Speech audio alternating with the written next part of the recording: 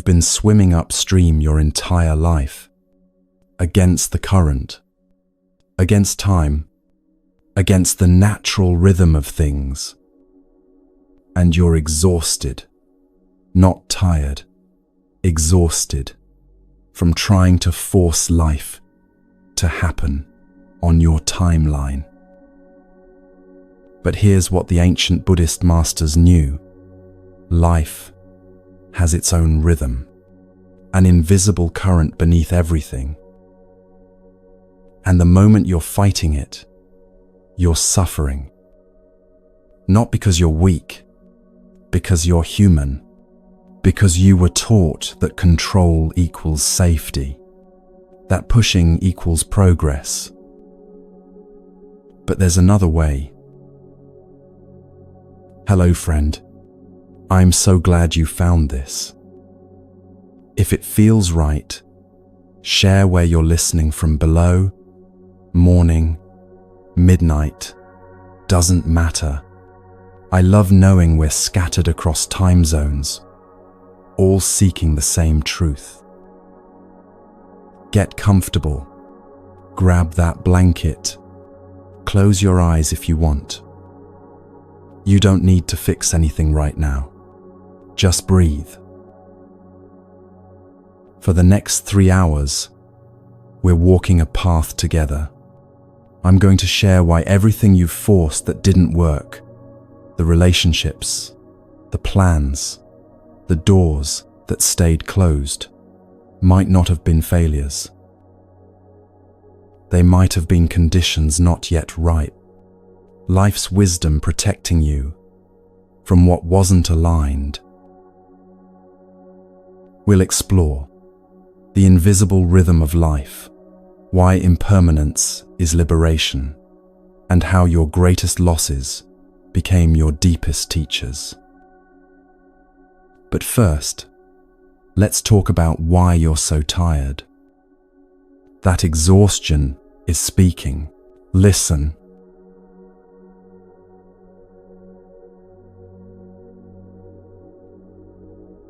That exhaustion you're carrying, it has a name in Buddhist teaching. It's called suffering born of resistance. You've been pushing against something that was never meant to be pushed. The natural timing of your life, the rhythm that's been here long before you tried to control it. And your body knows. It knows in the tightness of your shoulders at night, in the shallow breathing you don't even notice anymore, in the way your jaw clenches when someone asks how you're doing, in that heaviness in your chest that's been there so long you've started to think it's just part of who you are. But it's not. It's your body whispering what your mind refuses to hear. You're fighting a current that was never your enemy. There's an old teaching about the Chinese bamboo tree. Maybe you've heard versions of it, but let me share it the way it was taught to me. When you plant bamboo seeds, something interesting happens. Nothing. You water the ground. You tend the soil. You wait. And for an entire year, nothing visible emerges. The second year, still nothing. Third year, fourth year, 5 years of watering what looks like empty earth. Most people would have given up by then. Most people would say the seeds were dead, that their effort was wasted, that they should have tried something else. But in the 5th year, something extraordinary happens. The bamboo breaks through the soil and grows 90 feet in just 6 weeks. Now, here's what the Buddhist masters want you to understand. The bamboo wasn't doing nothing for those 5 years. It was developing a root system, a massive, intricate network underground, strong enough to support that 90-foot growth. Without those 5 years of invisible preparation, the rapid growth would be impossible. The bamboo would collapse under its own height. This is how life works. This is what the teaching of Anicca, impermanence, is trying to show you. Everything has its season. Everything has conditions that must ripen before manifestation can occur. And your desperate attempts to speed up that process, they're not helping. They're exhausting you. You look at your life and see empty soil. You wonder why nothing is growing, why everyone else seems to be blooming while you're still waiting, why your efforts haven't produced visible results yet. But what if, right now, in this very moment, your roots are deepening? What if everything you've been through, every delay, every closed door, every moment that felt like failure, was actually the soil teaching your roots how to hold strong? The problem isn't that you're late.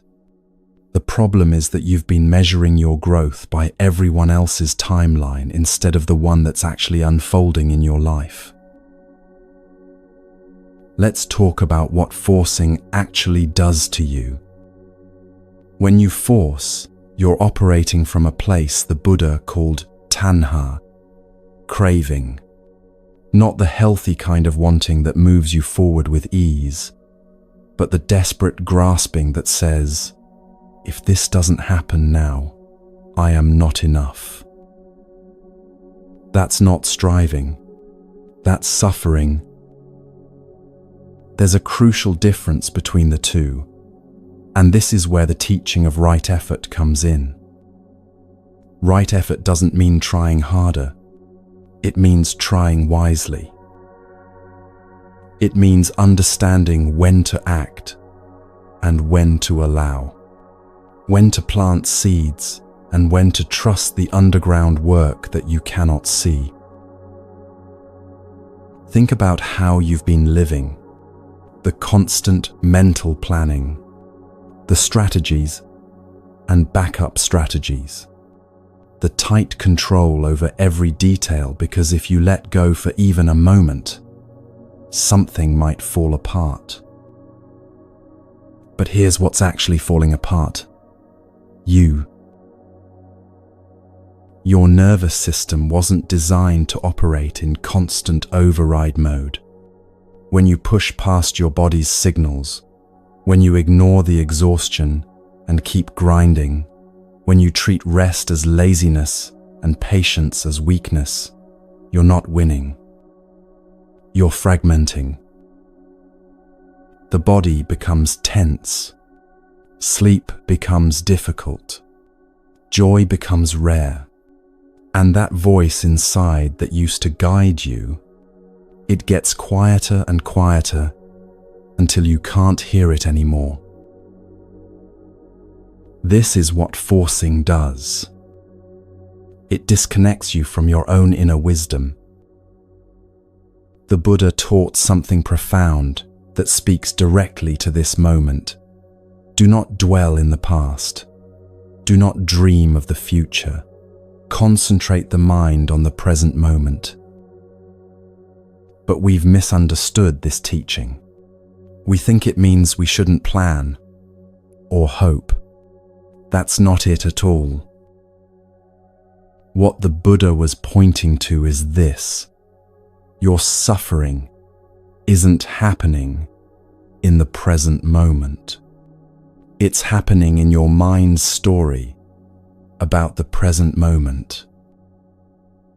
Right now, in this exact second, are you actually suffering? Or are you suffering because you're thinking about how things should be different, how you should be further along, how this should have happened already? The present moment, just this breath, just this heartbeat, is usually bearable. Sometimes it's even beautiful. It's when your mind jumps to, "But what about tomorrow?" or "Why didn't it happen yesterday?" that the suffering floods in. And that's where the false urgency lives. Your mind, brilliant and protective as it is, operates with ancient wiring. It's designed to keep you safe, to scan for threats, to prepare for danger. This was useful when survival meant outrunning predators. But now, that same mechanism creates urgency when none exists. It tells you that if you don't achieve this goal by 30, you've failed. If you don't find love by a certain age, you'll be alone forever. If you don't succeed according to someone else's timeline, you're behind. None of this is true. But it feels true because your nervous system is in survival mode, treating your natural life unfolding as if it were a threat to your existence.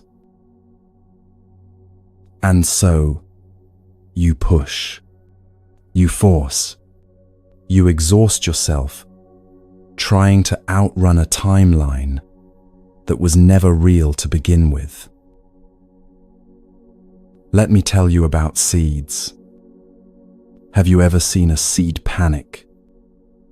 Have you ever watched a seed in the ground, desperate and anxious, trying to bloom before it's ready? No, because seeds are wise in a way we've forgotten how to be. A seed doesn't rush. It doesn't compare itself to the flower next to it. It doesn't worry that it's taking too long or that it should be further along by now. It simply responds to conditions. When there's enough water, enough warmth, enough darkness to feel safe, enough light to reach toward, then, and only then, does it begin to open. Not a moment sooner. Not because it's lazy, not because it's afraid, but because premature blooming would mean death. The seed knows something essential. Timing isn't arbitrary. It's intelligent. When you bloom before your roots are deep, you cannot sustain the growth. When you force the opening before conditions are right, you damage the very thing you're trying to create. This is anicca, in action, the teaching of impermanence. Everything arises according to causes and conditions. Everything has its moment of ripening. And your job isn't to make it happen faster. Your job is to tend the conditions and trust the process. But we don't trust it, do we? We've been taught that trust is naive, that patience is passive, that if we're not constantly doing, pushing, forcing, we're falling behind. So we override our own timing. We ignore the signs that say, "Not yet." We push through exhaustion as if it were just an obstacle instead of information. And here's what I want you to notice right now, in this moment. How tired are you? Not the kind of tired that sleep fixes, but the deep tiredness that lives in your bones, the exhaustion that makes you wonder if you'll ever feel light again. That exhaustion, it's information. It's your body saying, "This pace is not sustainable. This force is not natural. This timeline you're trying to meet is breaking you." And the most compassionate thing you can do, the most revolutionary thing you can do, in a world that tells you to hustle harder is to listen, to stop, to breathe, to acknowledge that maybe, just maybe, your life is unfolding exactly as it needs to, even if it doesn't match the picture you had in your mind. The Buddhist teaching of the middle way is relevant here. It's the path between two extremes, between forcing and giving up, between striving and collapsing, between controlling and abandoning. The middle way says, engage with your life, yes. Plant your seeds, yes. Water your garden, yes. But then, and this is the part we forget, step back and let conditions ripen. You cannot force a flower to bloom by pulling on its petals. You cannot make bamboo grow faster by yelling at the soil. You cannot rush your life into happening before its time without damaging the very thing you're trying to create. So, what do you do instead? You learn to distinguish between productive action and desperate forcing. You learn to feel the difference in your body. One feels like flow, even when it's challenging. The other feels like friction, like swimming against a current that never ends. You learn to recognize when your efforts are coming from trust and when they're coming from fear.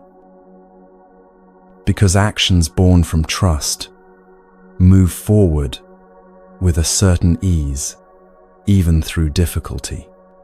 But actions born from fear feel heavy, desperate, exhausting. And you learn, slowly, gently, with great patience toward yourself, to trust that your life has its own intelligence, that there's a rhythm beneath everything, guiding, unfolding, ripening. Not because some external force is controlling your destiny, but because everything arises from conditions, and conditions take time to align. Your roots are growing right now, even if you can't see them. Your seeds are preparing to bloom, even if the soil still looks empty. And your timeline, your real timeline, not the one society handed you, is unfolding with perfect precision. You are not late. You are not behind. You are exactly where the conditions of your life have brought you. And from here, with patience, with presence, with trust in the natural rhythm of things, everything you've been forcing can finally begin to flow. But here's what nobody tells you about waiting. There's a sacred difference between patience and passivity. And understanding this changes everything. Stay with me.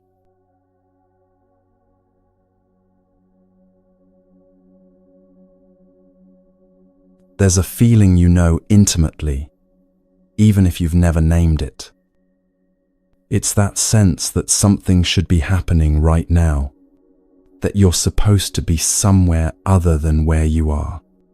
That time is running out and you're standing still while everyone else is moving forward. It's not quite anxiety, though it lives in the same neighborhood. It's not quite fear, though it tastes similar. It's restlessness, a low hum of urgency that never quite turns off. The Buddha had a word for this. He called it dukkha, often translated as suffering, but more accurately understood as a deep unsatisfactoriness, a persistent sense that something is not quite right. And here's what the teaching wants you to understand. This restlessness you feel, it's not a personal failing. It's not evidence that something is wrong with you. It's actually the mind doing exactly what an unobserved mind does. It creates urgency where none exists. Your mind is brilliant at this. It takes the natural unfolding of your life and turns it into a crisis. It takes a moment of stillness and fills it with 1,000 questions about whether you should be doing something else, being somewhere else, achieving something more. But what if you're not actually late?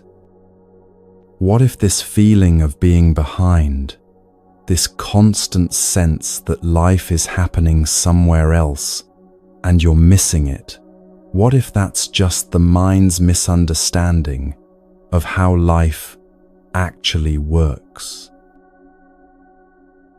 See, the mind doesn't know how to wait.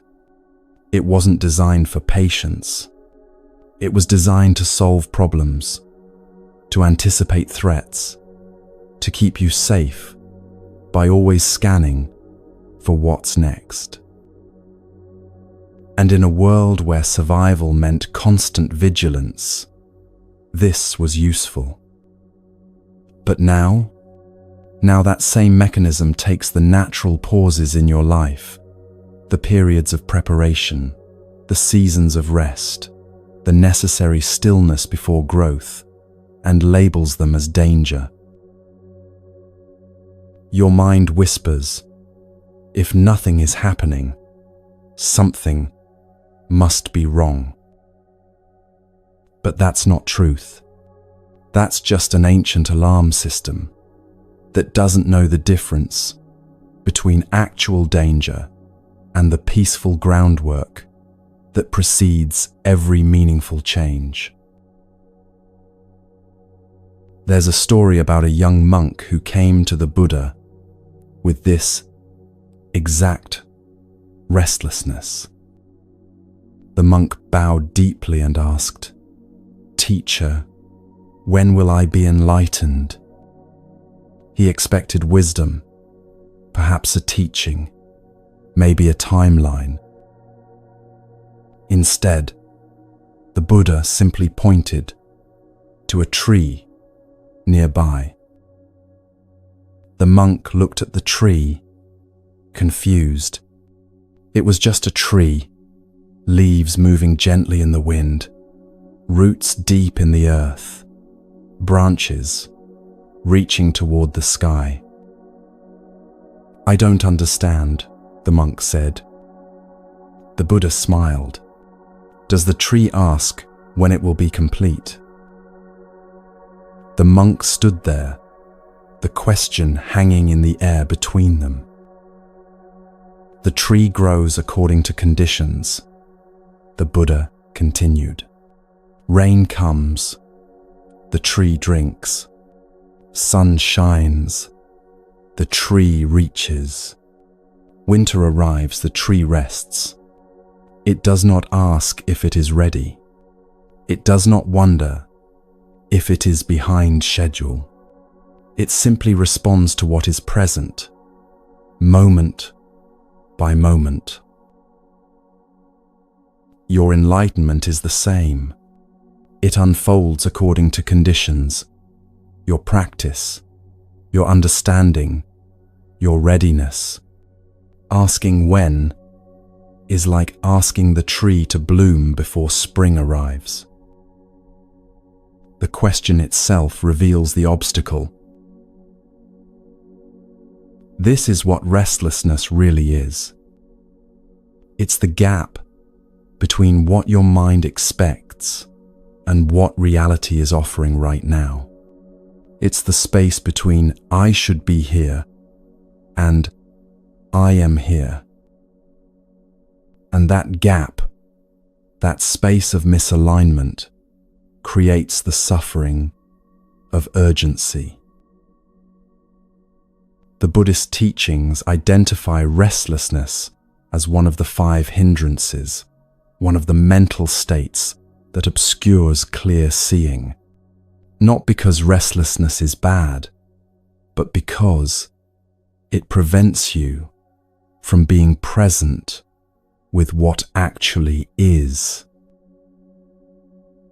When your mind is racing ahead, when you're constantly checking whether you're on track, whether you're enough, whether you're where you should be, you cannot possibly see clearly what this moment is offering. You're too busy arguing with reality to actually experience it. And here's the paradox. The thing you're rushing toward, you'll never arrive if you can't be present for the steps that take you there. Think about the last time you felt truly at peace. I'm willing to bet it wasn't because everything in your life was perfect. It wasn't because you had finally achieved every goal or checked every box. It was probably a moment when you stopped checking, when you stopped measuring, when you were simply here, breathing, present, not needing anything to be different than it was. That's the wisdom living inside not yet. Not yet doesn't mean never. It means the conditions haven't fully ripened.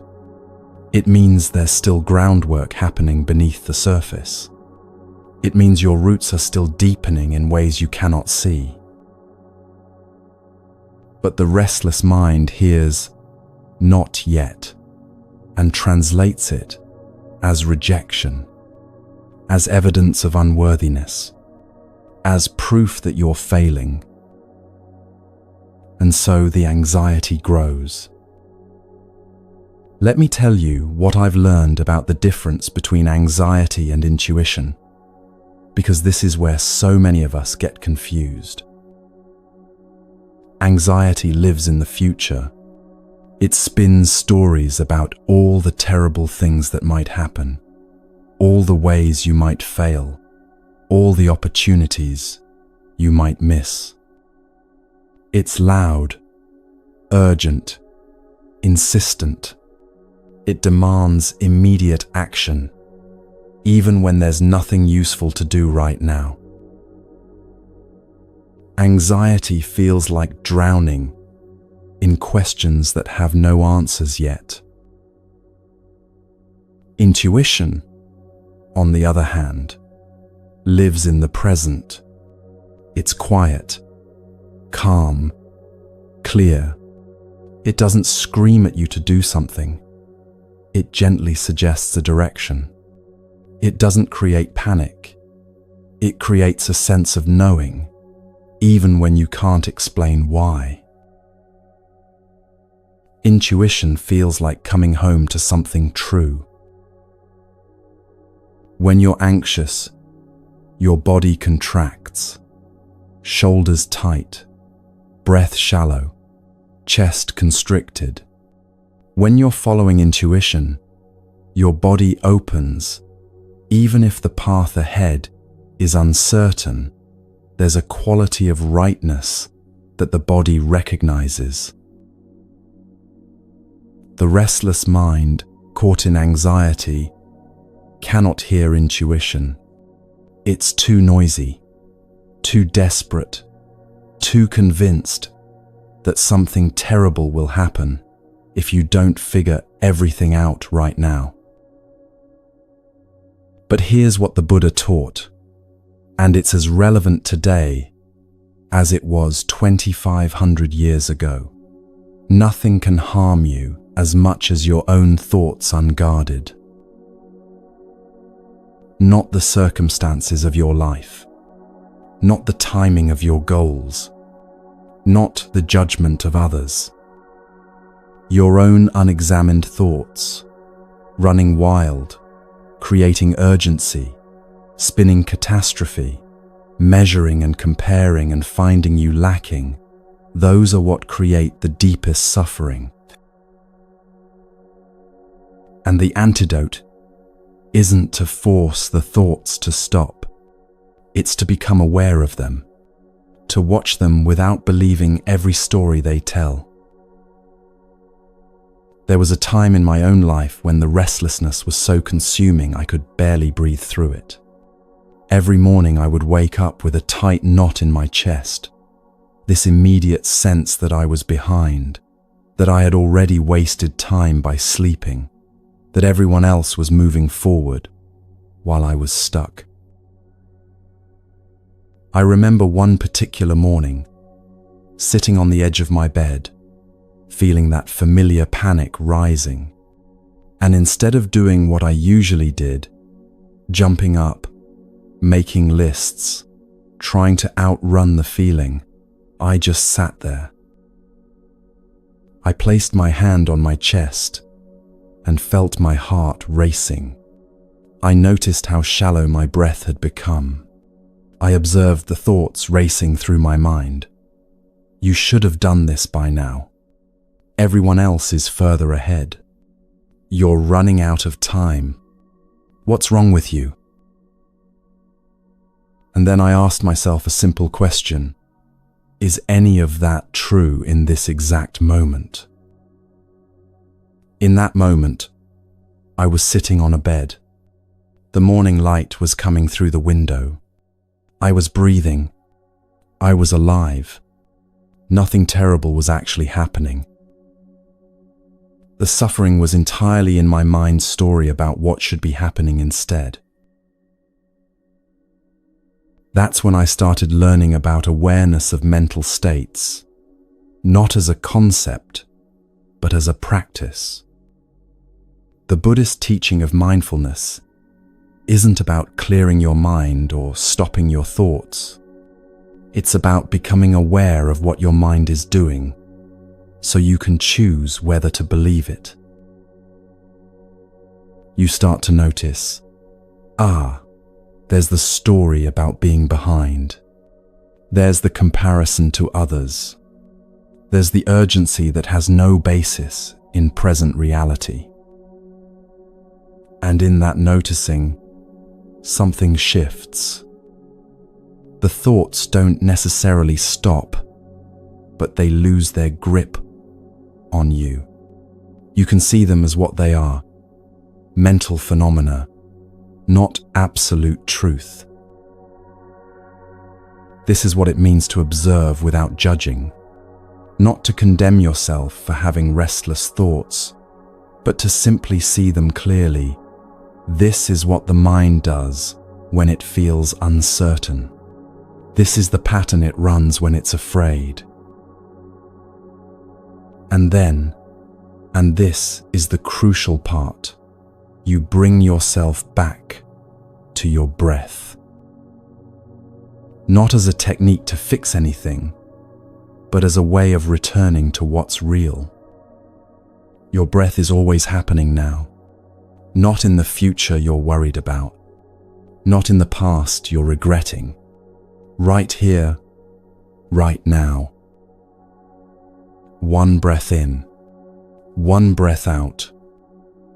And in that simple return, you're practicing the art of being present, even when your mind wants to be anywhere else.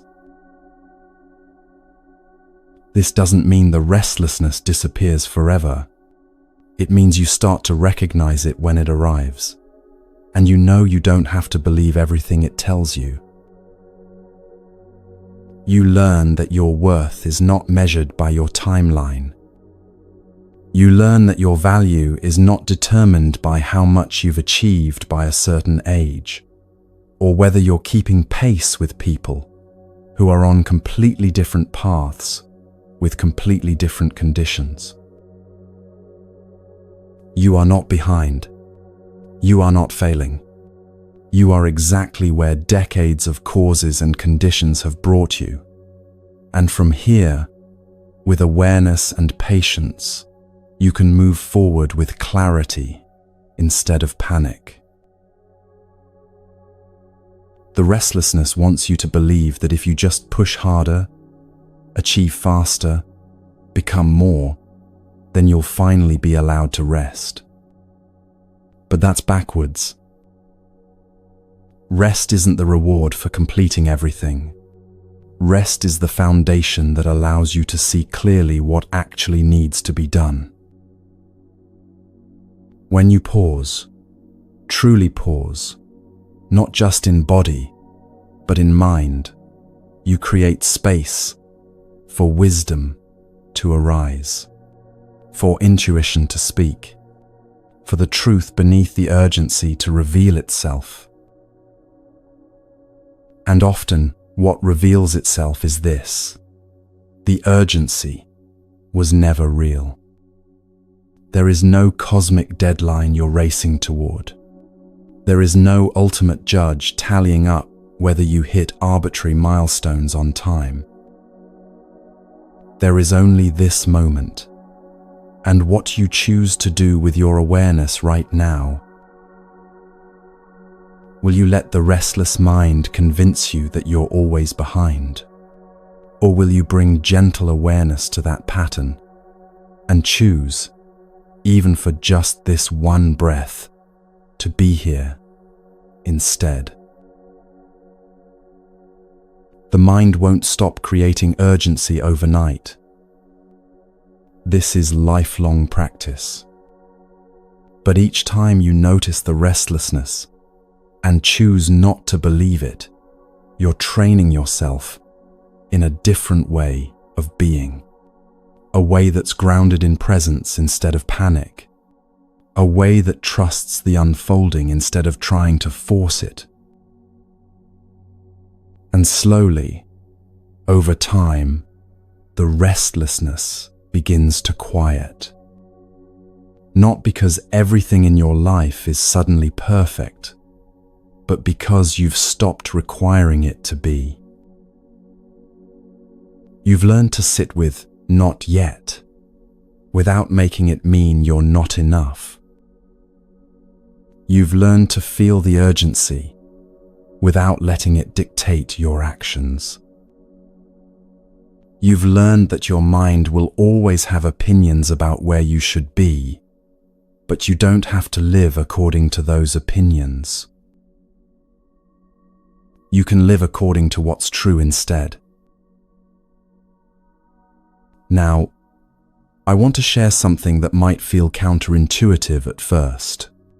It's about why letting go actually creates more space than holding on. And there's ancient wisdom, thousands of years old, that proves this.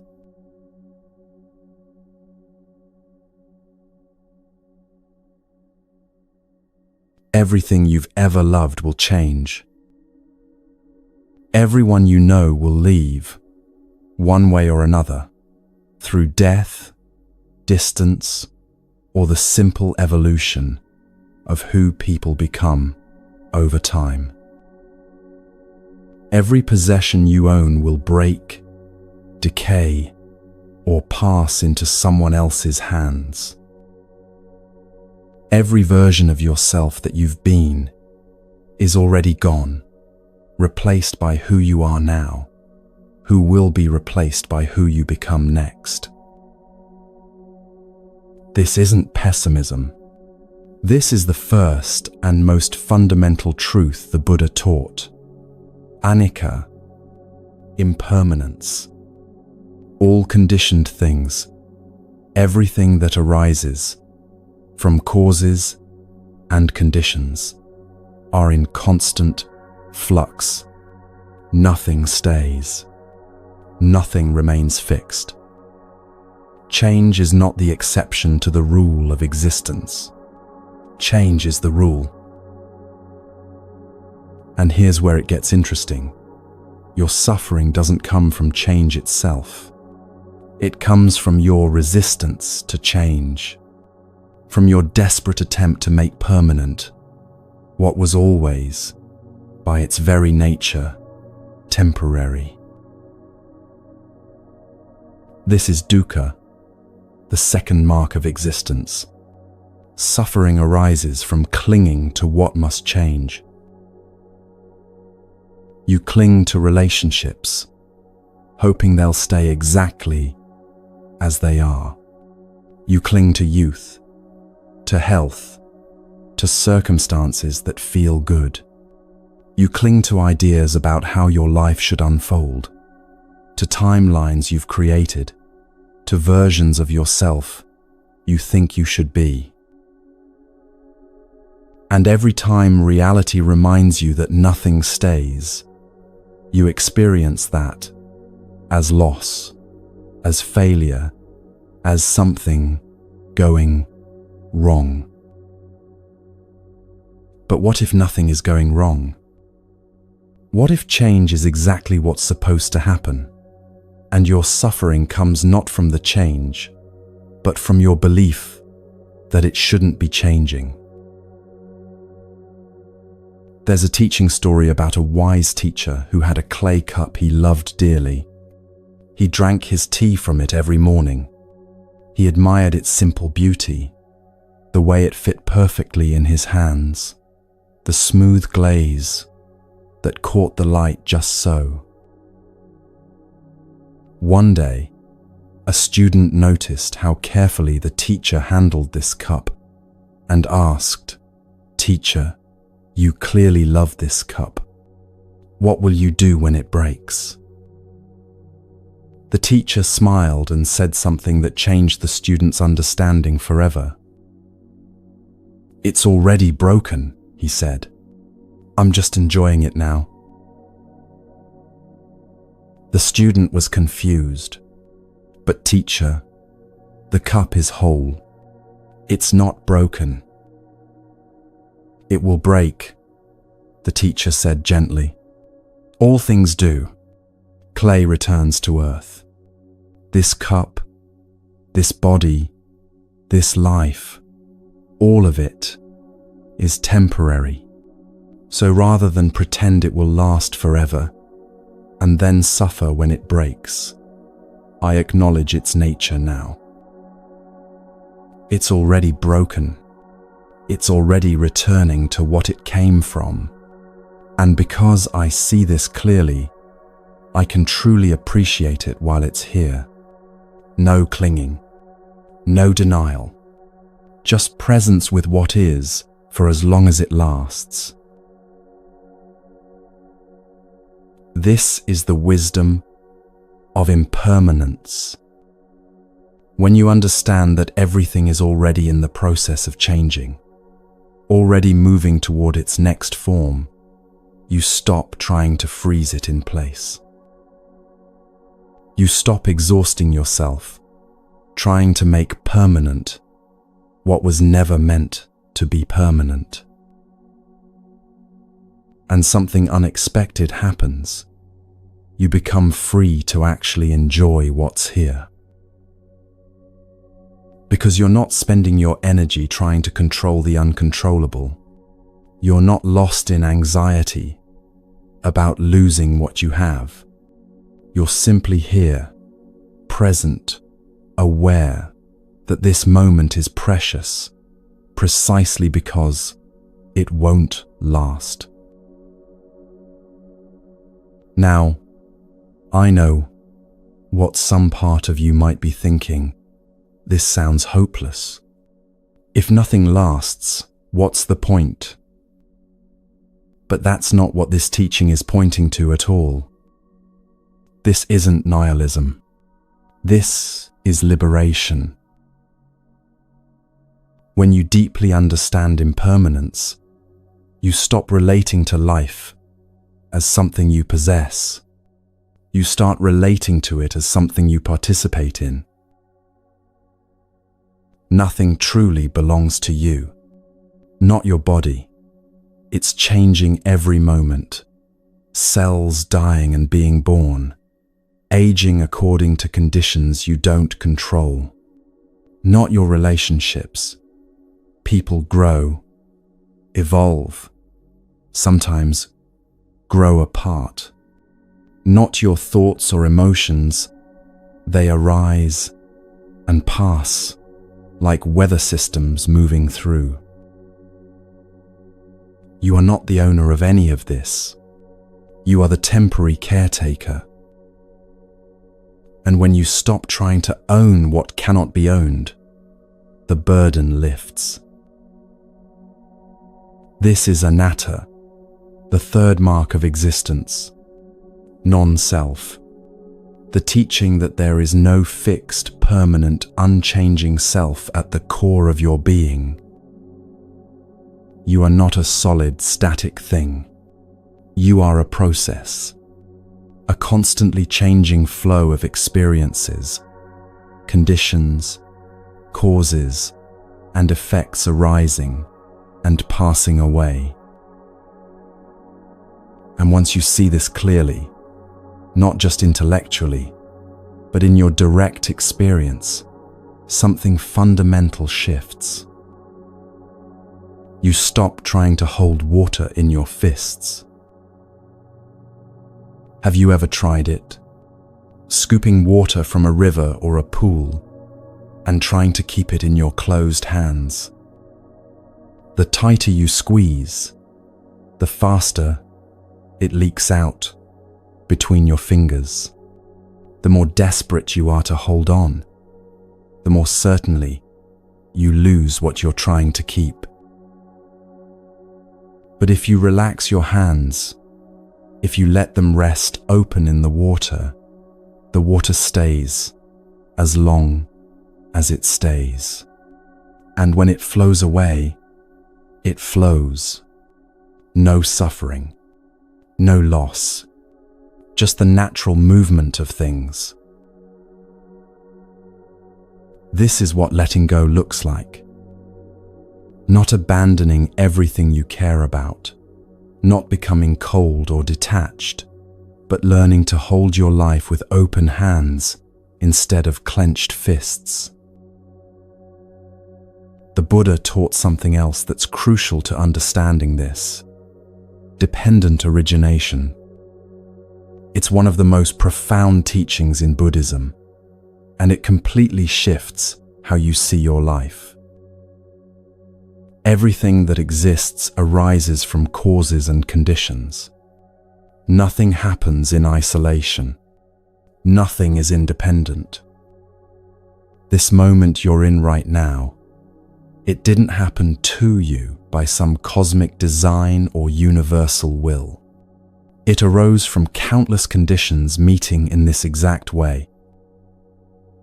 Your past actions, yes, but also your parents' choices, their parents' choices, historical events, cultural conditioning, random chance, other people's decisions, environmental factors, biological processes, and on, an infinite web of interconnected causes. You are not separate from this web. You are one strand in it, affecting and being affected by everything else. And this means that what happens in your life isn't personal judgment or cosmic reward or punishment. It's simply conditions ripening. When you understand this, you stop taking everything so personally. You stop asking, "Why is this happening to me?" as if you were singled out. Instead, you start asking, "What conditions led to this?" And "What can I learn from this?" And "How do I respond with wisdom?" This shift from victim to participant changes everything. Because if your life is arising from conditions, then you have agency in shaping those conditions going forward. Not total control, that's the illusion that creates suffering, but influence, choice, the ability to plant seeds that will grow into different outcomes. But you cannot control when those seeds will sprout. You cannot force the conditions to ripen faster. You can only do your part and then let go, trusting that the natural process of cause and effect will unfold as it unfolds. This is where the teaching of upadana becomes important. Upadana means clinging or grasping. It's the tight fist around the water, the desperate need to control outcomes, the refusal to accept that things change. And the Buddha was very clear. Upadana is the root of suffering. Not wanting things. Wanting is natural, but clinging to things, demanding they stay exactly as they are, refusing to accept their impermanent nature, that's where the pain lives. When you cling to a relationship, you suffocate it.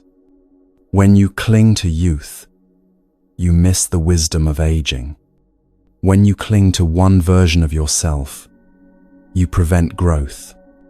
When you cling to how things should be, you cannot respond skillfully to how things actually are. Letting go, then, is not a loss. It's an alignment with reality. It's saying, I understand that this will change. I understand that I cannot freeze this moment forever. So I will be fully present with it now, loving it now, appreciating it now, without demanding that it stay. And here's the paradox. When you stop clinging, you actually experience things more deeply. Because you're not distant and defended, already grieving the loss before the thing is even gone. You're here, open, available, letting life touch you fully because you've made peace with its temporary nature. Your breath is teaching you this in every moment, if you pay attention. Breathe in. The inhale arrives. It fills your lungs. And then, without you having to force it, without you having to grieve it, it ends. The exhale begins. It leaves your body, and then it too ends, making space for the next inhale. You don't cling to the inhale and refuse to let it go. You don't panic when the exhale leaves, wondering if another breath will come. You trust the natural rhythm of arising and passing, over and over, sustaining your life precisely because you don't try to control it. This is how all of life works. Inhale, exhale, arrive, depart, begin, end, birth, death. Not tragedy, just truth. And when you align yourself with this truth instead of fighting it, something releases in you. The tension eases. The panic subsides. The constant low-grade anxiety about losing what you have begins to dissolve. Because you're no longer trying to do the impossible. You're no longer trying to make permanent what is, by nature, impermanent. You're simply here, breathing, present with what is, for as long as it lasts. The Buddha said, all conditioned things are impermanent. When one sees this with wisdom, one turns away from suffering. Not turns away from life, turns away from suffering. Because suffering comes from the misunderstanding that things should stay when their nature is to change.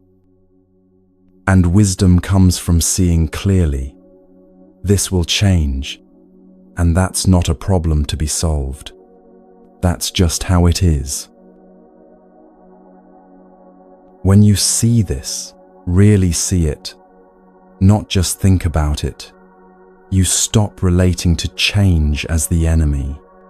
You stop seeing every ending as a personal failure.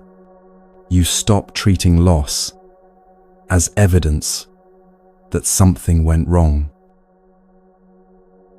Instead, you begin to see change as the very fabric of existence.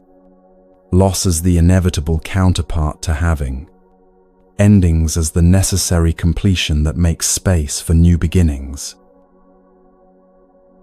And here's the gentle truth that might bring you some peace right now.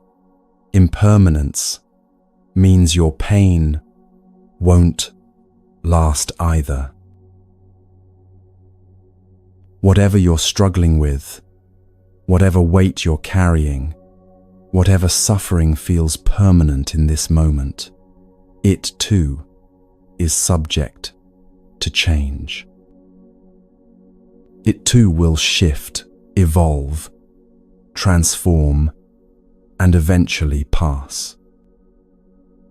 Nothing stays. Not the good, not the bad, not the neutral. Everything is moving, always, toward its next form.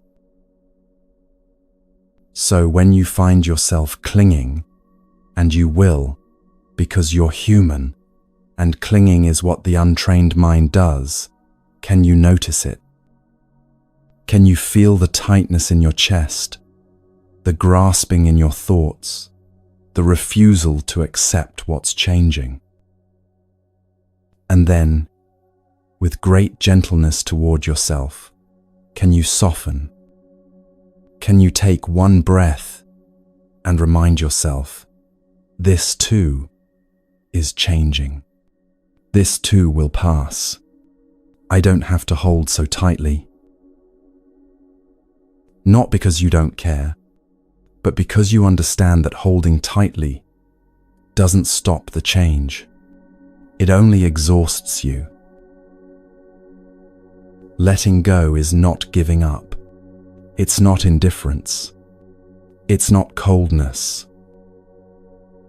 It's wisdom. It's alignment with how things actually are. It's the relief that comes when you stop fighting a battle you could never win, the battle against change itself. And when you release that futile fight, you discover something beautiful. You have so much more energy for what actually matters. For being present, for loving without strangling, for appreciating without possessing, for participating fully in this temporary, precious, ever-changing dance of existence. The clay cup is already broken.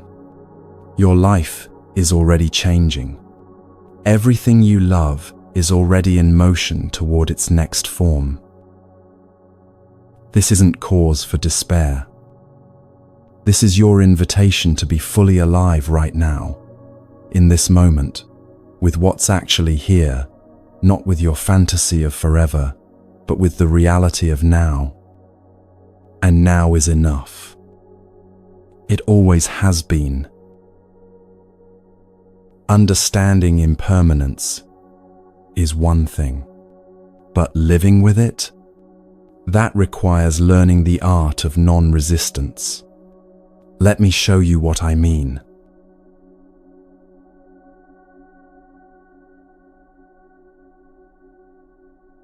There's a sensation you know intimately, though you might not have named it yet. It's the feeling of swimming upstream, every stroke harder than it should be, your muscles burning, your breath ragged, the shore never getting closer, no matter how hard you push. That's what resistance feels like in the body. And if you're honest with yourself, you've been swimming upstream for a long time. Against circumstances you didn't choose. Against timing that feels wrong. against reality itself, arguing with what is, insisting it should be different, better, easier, faster. The Buddha had a specific word for this kind of resistance: tanha. It's often translated as craving or thirst, but it's deeper than just wanting things. Tanha is the desperate grasping, the refusal to accept what's actually here, the constant push against reality because it doesn't match your expectations. And the Buddha was clear. Tanha is the root cause of all suffering.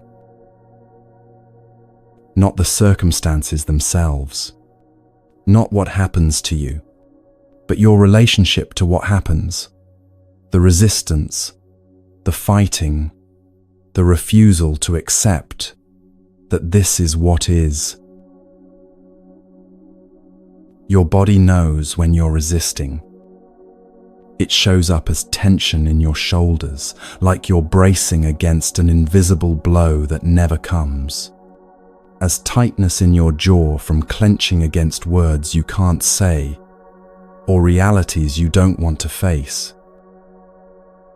It shows up as exhaustion that sleep doesn't fix, because the tiredness isn't from physical exertion. It's from the constant internal battle, the unceasing argument with how things are. It shows up as disconnect, that feeling of being absent from your own life, watching from behind glass, unable to fully land in any moment, because part of you is always somewhere else, wishing things were different. Notice that right now, if you can, where in your body are you holding tension? Where are you tight, braced, defended? That's not random.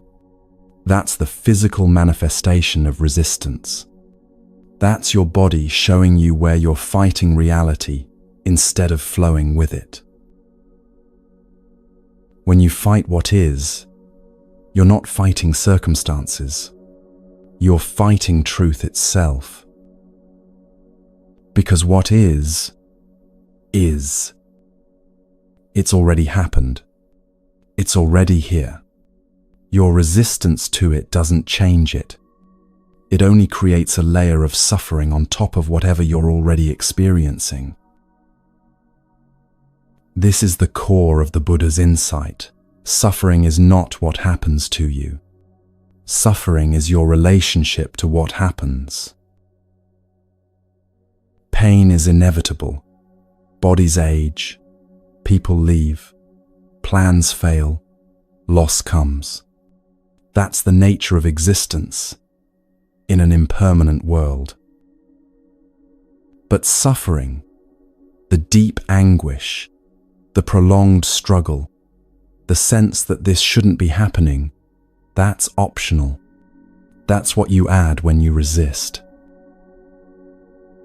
There's an old story, borrowed from Taoist teachings, but often shared in Zen circles, about two trees in a forest. One is an oak, strong, solid, proud. The other is a willow, flexible, yielding, gentle. A massive storm approaches, the kind that tears through the forest with winds so fierce they sound like the earth itself is screaming. The oak stands firm. It refuses to bend. Its roots dig deep. Its trunk hardens. Its branches lock in place. I will not yield, the oak seems to say. I am strong enough to withstand this. The willow, on the other hand, bends. When the wind pushes, the willow bows. When the storm rages, the willow's branches sweep the ground. It offers no resistance, creates no opposition, simply moves with the force that's already present. When morning comes and the storm passes, the oak has split down the middle. Its strength, its rigidity, its refusal to yield, these things broke it. The willow stands whole, perhaps a bit windswept, but alive and intact. This is not a story about weakness versus strength. It's a story about wisdom versus resistance. The oak didn't fall because it was weak. It fell because it couldn't accept that the storm was stronger, that resistance in that moment was futile, that survival required flexibility instead of force. How many storms have you tried to resist when what was needed was to bend? How many times have you stood rigid against change, insisting on your way, your timeline, your vision of how things should be, only to find yourself broken by forces you could never control? When you argue with reality, something in you goes quiet. Your inner knowing, that deep place of wisdom and clarity, stops speaking. Because how can wisdom arise when you're too busy shouting at what is? That quiet isn't peace. It's disconnection. It's the silence that comes when you've severed yourself from truth, because truth is too uncomfortable to face. And the suffering that comes from this disconnection is specific, isn't it? It sounds like, this shouldn't be happening. This shouldn't be happening to me. This isn't fair. This isn't what I worked for. This isn't what I deserve. Every version of that sentence is resistance. Every iteration is you standing in the storm like the oak, demanding that the wind stop blowing. But the wind doesn't care about should. Reality doesn't bend to your sense of fairness. What is, regardless of whether you think it should be. And the moment you can shift from this shouldn't be happening to this is happening and I can respond, that's the moment suffering begins to ease.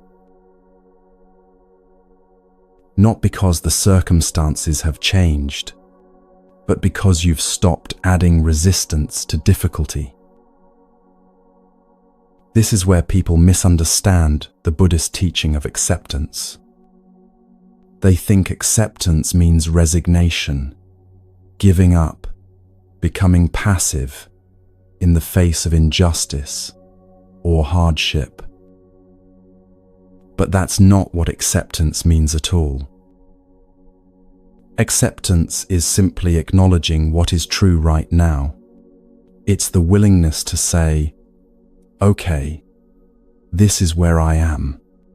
I didn't choose it. I don't like it. But this is what's real in this moment. From that place of acceptance, you can act. You can respond. You can make choices about what to do next. But from resistance, from the place of, this shouldn't be, you're stuck. You're spinning in outrage and disbelief, using all your energy to fight what's already happened, instead of working with what actually is. The teaching of the middle way speaks to this directly.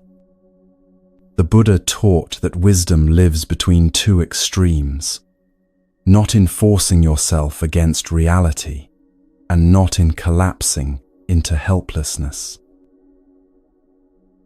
Not like the oak, rigid, and breaking, not like a tree that just falls over at the first gust of wind. Like the willow, flexible, responsive, bending without breaking, moving with what is, while maintaining its essential nature. This is right effort, samavayama, in the Buddha's original teaching. Right effort doesn't mean maximum effort. It means appropriate effort, wise effort, effort that's aligned with reality instead of opposed to it. You still act. You still engage with your life. You still work toward what matters to you. But you do so with an understanding of what you can actually influence and what you need to accept. You learn to tell the difference between a door that's locked and needs the right key and a door that's locked because it's not meant for you to enter. You learn to recognize when you're pushing against something that needs pushing, where your effort can create change, and when you're pushing against the immovable, exhausting yourself for nothing. Think about trying to hold sand in your closed fists. The tighter you squeeze, trying to keep every grain from escaping, the faster it pours out through the cracks between your fingers. You can feel the panic rising as you try to hold tighter, close your fists more, somehow contain what's slipping away. But it doesn't work. The sand doesn't care about your desperation. It follows its nature, finding every opening, flowing toward the ground. And you're left with bleeding palms from the pressure, arms shaking from the effort, and almost no sand remaining despite all that struggle. Now imagine holding that same sand in open, relaxed hands. Some of it will fall away. That's inevitable. That's the nature of sand. But what remains sits comfortably in your palms. No strain, no desperation, no suffering. You can carry it as far as you need to. You can appreciate it while it's there. And when it eventually flows away, as it must, you haven't hurt yourself trying to prevent the inevitable.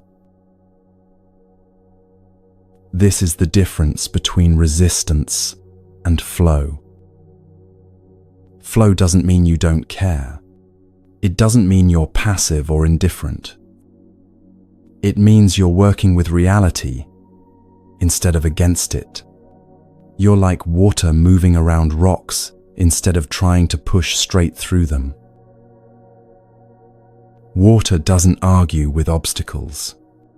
It doesn't waste energy insisting that rocks shouldn't be there. It simply finds the path that's open and flows through it. And eventually, given enough time, water shapes even the hardest stone. Not through force, but through persistent, gentle presence. This is what acceptance makes possible. When you stop fighting reality, you don't lose your power to create change. You actually gain it because you're no longer wasting energy on futile battles. You're directing your effort where it can actually make a difference. Acceptance is not the end of change. It's the beginning of wise change. It's the moment you stop trying to force the river to run uphill and instead work with its natural flow to get where you need to go. Inner peace, then, becomes possible not when your circumstances are perfect, but when you stop demanding that they be perfect before you allow yourself to rest. Peace is the choice to stop fighting, not to stop caring, not to stop acting, but to stop the internal war that exhausts you and changes nothing. And here's what's beautiful about this shift.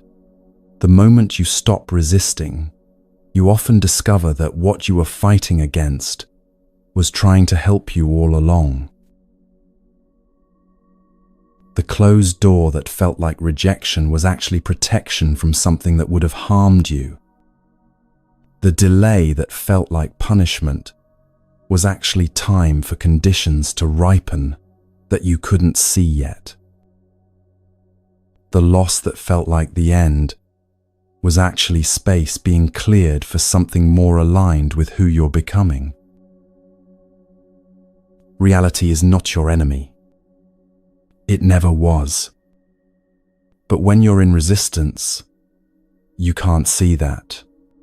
You can only see what you're fighting against, not what you might be fighting toward.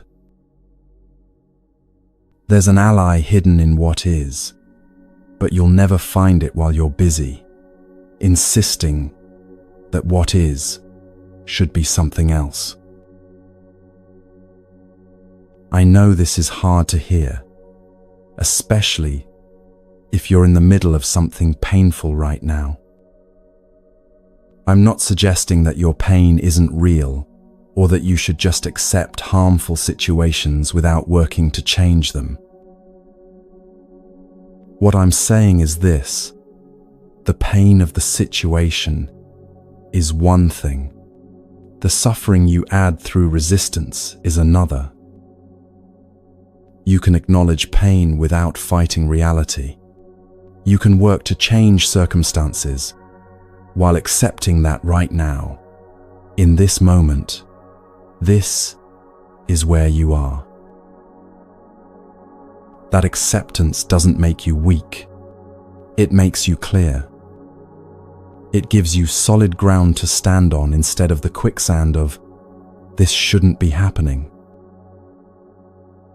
From clarity, you can act wisely. From resistance, you can only thrash and exhaust yourself. So I invite you to try something right now, in this moment.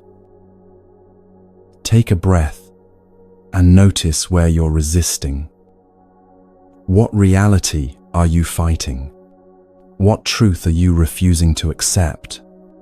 Where in your body can you feel that resistance living?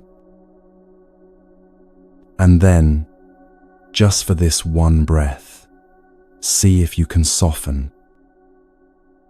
Not give up, not collapse, but soften. Relax the grip just a little. Let your hands open instead of staying clenched. Say to yourself, even if you don't fully believe it yet, this is what is. I don't have to like it, but I can stop fighting it long enough to see clearly. And notice what happens when you do. Often, there's a moment of relief, not because anything external has changed, but because you've stopped adding your struggle on top of what's already difficult. That relief is a taste of peace. Not the peace of perfect circumstances, but the peace of alignment with truth. The peace that comes when you stop demanding that the river run uphill and instead learn to move with its current, even when the current takes you somewhere unexpected. This is flow. This is wisdom. This is the path that doesn't exhaust you, even when it's challenging. Because you're no longer fighting yourself and reality at the same time. You're just responding to what is, moment by moment, with as much grace as you can muster. And that, it turns out, is enough. More than enough. And this brings us to one of the most misunderstood teachings in Buddhism: detachment. Because most people think it means not caring, but that's not it at all. Let me share what it really means.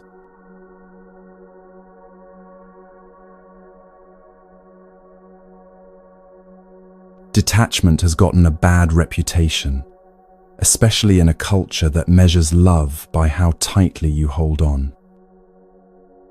We're taught that if you really love something, you fight for it. You never let it go. You hold on no matter what. We're told that letting go means you didn't care enough, didn't try hard enough, didn't love deeply enough. And so when Buddhist teachings talk about detachment, people hear coldness. They hear indifference. They hear a kind of emotional distance that feels like the opposite of love. They imagine monks sitting stone-faced on mountaintops, unmoved by joy or sorrow, disconnected from the messiness of human life. But that's a profound misunderstanding. Detachment, in the Buddhist sense, is not about caring less. It's about loving more skillfully. It's about learning to care for things without strangling them, to hold them without crushing them, to appreciate them without needing to own them. It's about recognizing that the tightest grip doesn't preserve what you love. It damages it, and damages you in the process. This is one of the hardest truths you'll ever have to learn. Not every goodbye is a loss. Sometimes what leaves is protection you can't see yet. Sometimes the person who walks away is saving you from a future version of pain that would have been unbearable. Sometimes the opportunity that closes was never aligned with where you're actually meant to go. Sometimes the version of yourself that you're grieving needed to die so a truer version could emerge. But you can't see any of this while you're clinging. The Buddha used the word upadana to describe this clinging, this desperate grasping that tries to freeze life in place. And he was very clear. Upadana is the fuel that keeps suffering burning. Not the initial pain of loss or change. That pain is natural, human, inevitable. But the ongoing suffering that comes from refusing to accept that things have changed, from insisting that what's gone should have stayed, from holding so tight to what no longer is that you can't open your hands to receive what's coming, that's upadana. That's the clinging that keeps you trapped in suffering, long after the initial pain could have passed. Let me tell you a story that illustrates this perfectly. Two monks were walking together on a pilgrimage, their feet dusty from days of travel. They had both taken strict vows, including a vow never to touch a woman. These vows weren't arbitrary rules. They were commitments the monks had made to simplify their lives, to reduce attachments, to focus on their practice. As they walked, they came to a river swollen with recent rain. The water was rushing fast, dangerous, difficult to cross. Standing at the river's edge was a woman in fine clothes, clearly distressed. She needed to cross but couldn't manage it alone. The first monk didn't hesitate. He walked over to her, picked her up gently, and carried her across the river, the cold water rushing around his legs. On the other side, he carefully set her down on dry ground. She thanked him with genuine gratitude, and he and his companion continued on their way. The second monk said nothing, but his face was tight with disapproval, his jaw clenched, his steps heavy. They walked in silence for an hour, 2 hours, 3 hours through the afternoon heat. The second monk's tension grew more obvious with each step, his breathing shallow, his shoulders rigid. Finally, unable to contain himself any longer, he burst out, "How could you do that? You know we have taken vows. You touched a woman. You carried her. You violated everything we stand for." The first monk looked at him calmly, his eyes gentle, and said, "Brother, I put her down at the river 3 hours ago. Why are you still carrying her?" This story cuts right to the heart of clinging. The first monk engaged with reality as it presented itself. A person needed help. He helped, and then he moved on. No attachment to the action, no story about what it meant, no clinging to either pride or shame. He saw what was needed in the moment, responded appropriately, and then released it completely. The second monk, despite never touching the woman, was completely entangled with her. He carried her in his mind, in his judgment, in his rigid ideas about how things should be. He was trapped by his clinging to rules, to rightness, to his mental story about transgression and purity. Which monk do you think was more free? Which one was actually living his vows of non-attachment? How many things are you still carrying that happened hours, days, months, or even years ago? How many conversations are you replaying in your mind, editing them, rewriting them, defending yourself in arguments that are long over? How many relationships are you still litigating internally even though they've long since ended? How many versions of yourself are you refusing to put down, still trying to be who you were 5 years ago, 10 years ago, when life is asking you to become someone new? The weight you feel isn't from what happened. It's from your refusal to set it down. This is what clinging does. It keeps you bound to what's already gone, what's already changed, what can never be again. And here's the painful irony.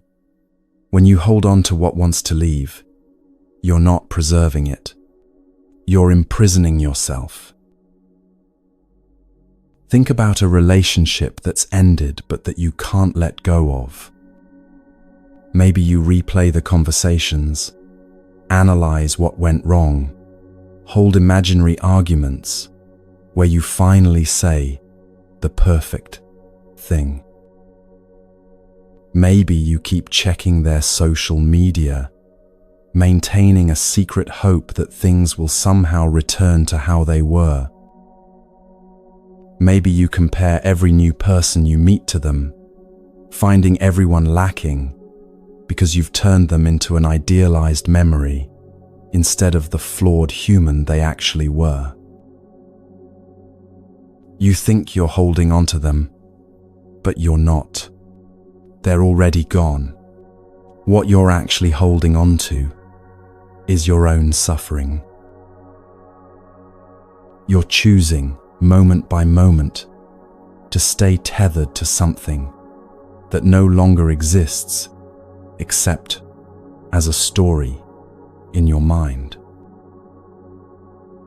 And that tether, that clinging, prevents you from being fully present with your actual life, which is happening right now, without them, waiting for you to notice it.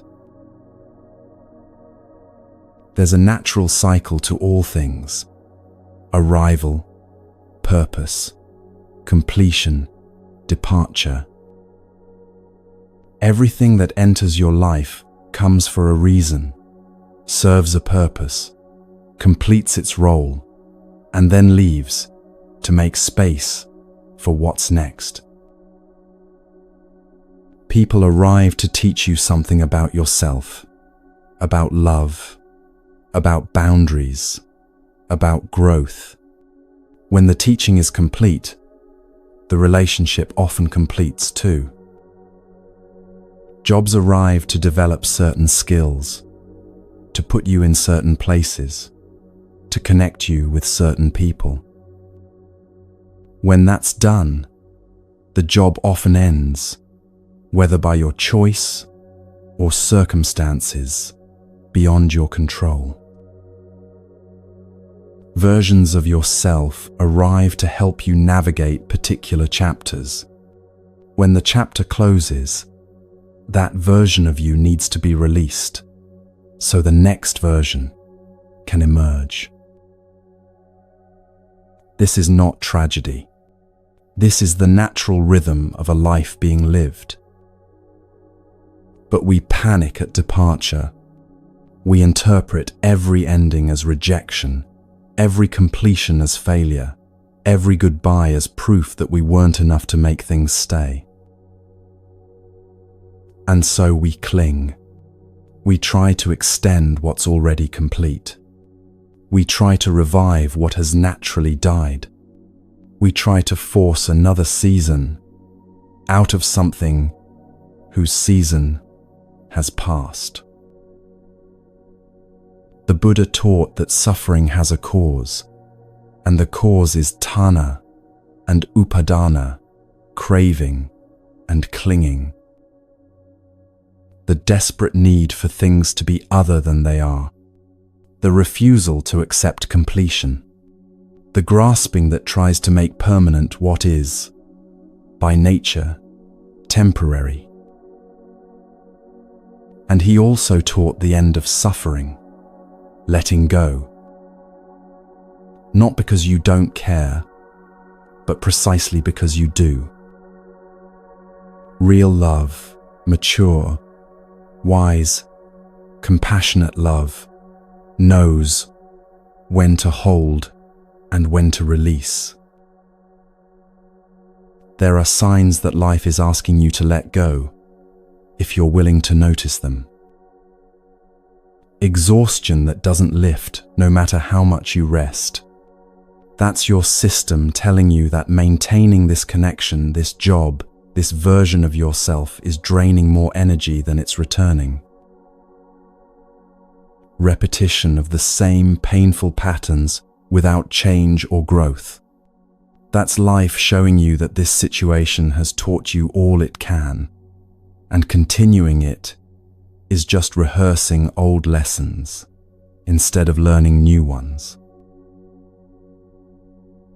A drained feeling whenever you engage with a person, project, or situation. That heaviness in your chest, that sudden fatigue, that sense of going through motions without meaning. That's your intuition saying this is no longer aligned with your path, even if it once was. The constant need to convince yourself or others that you should stay, that it's worth it, that it will get better. When something is truly right, it doesn't require that much justification. It might be difficult, yes, but there's a quality of rightness underneath the difficulty. When you're clinging to what needs to be released, there's only effort with no foundation of truth beneath it. These aren't failures. They're invitations to practice detachment, to release what has completed its purpose, so something else can arrive. But we're so afraid of emptiness. We're terrified that if we let go, there will be nothing, that we'll be alone, abandoned, lost in a void with nothing to hold on to. So we stay in relationships that have died. We stay in jobs that drain us. We stay tethered to identities that no longer fit. We stay holding on to pain because at least it's familiar. At least it's something. But here's what you need to understand. The emptiness you fear isn't what comes from letting go. The real emptiness, the hollow, aching emptiness, is what you're experiencing right now, while you're clinging. The emptiness of maintaining something that's already gone, of pretending something is alive when it's already complete, of pouring your energy into a vessel with no bottom. That's emptiness, disguised as fullness. True emptiness, the spaciousness that comes from releasing what's finished, isn't void. It's potential. It's the fertile ground where new things can grow. You cannot plant a garden in soil that's already full of dead roots. You have to clear the space first. And that's what detachment does. It clears the space. The Buddha said something that might bring you comfort. You only lose what you cling to. Read that again slowly. You only lose what you cling to. What you hold lightly, what you appreciate without grasping, what you love without needing to possess, that remains accessible to you in memory, in lessons learned, in the person you became through the experience. But what you cling to, what you refuse to release, what you try to freeze in place, that's what you truly lose, because clinging distorts it, turns it from a gift into a burden, from a memory into a haunting. Detachment allows things to remain beautiful, even as they change or leave. Without detachment, everything beautiful eventually becomes a source of suffering because you're too busy grieving its impermanence to appreciate its presence. Now, here's the teaching that balances everything, the middle way. The Buddha's path is always the middle way, not too tight, not too loose, not clinging, not abandoning, not indifference, not obsession. Detachment doesn't mean you stop caring about people. It means you care about them enough to not turn them into objects for your own need. It doesn't mean you stop trying in your work. It means you give your best effort without tying your worth to the outcome. It doesn't mean you become emotionless. It means you feel your emotions fully without letting them dictate your every action or becoming your entire identity. Care deeply, but hold lightly. Love fully, but don't strangle. Engage completely, but know when to step back. This is upekkha, equanimity, not the cold indifference that people fear, but an even-minded care that can remain steady, whether things go your way or not. Upekkha is the grandmother of all the Buddhist virtues of the heart. It's what allows metta, loving kindness, to remain stable instead of collapsing into attachment. It's what allows karuna, compassion, to help without burning out from over-identification with others' suffering. It's what allows you to wish someone well even as they walk away from your life. And yes, you can do that. You can practice metta even toward those who have left, even toward parts of yourself you're releasing. You can say, silently in your heart, may you be happy, may you be peaceful, may you be free from suffering, may you find your way. Even to someone who hurt you, even to a relationship that ended painfully, even to a version of yourself that you're grieving. This isn't condoning harm or pretending pain didn't happen. This is releasing yourself from the prison of resentment, from the weight of carrying them in your mind long after they've left your life. When you can wish someone well and mean it, even as you let them go, you've found the balance. You've discovered how to love without clinging. And here's what's remarkable. When you practice this kind of detachment, what's truly meant to stay in your life becomes obvious. The people, the work, the passions that remain without you having to force them, without you having to exhaust yourself holding on, those are aligned with your path. They flow with you because they're supposed to be there, not because you've chained them to you with need and fear. Everything else, everything that requires constant effort just to maintain, that drains you, that you have to convince yourself is worth it. That's the universe showing you what's ready to be released. I know this is difficult to hear. If you're in the process of letting go of something right now, this might feel impossible. You might be thinking, but I'm not ready, but it's too soon, but I don't know who I am without this. And that's okay. Detachment isn't something you force. That would just be another form of violence against yourself, another way of creating suffering through resistance.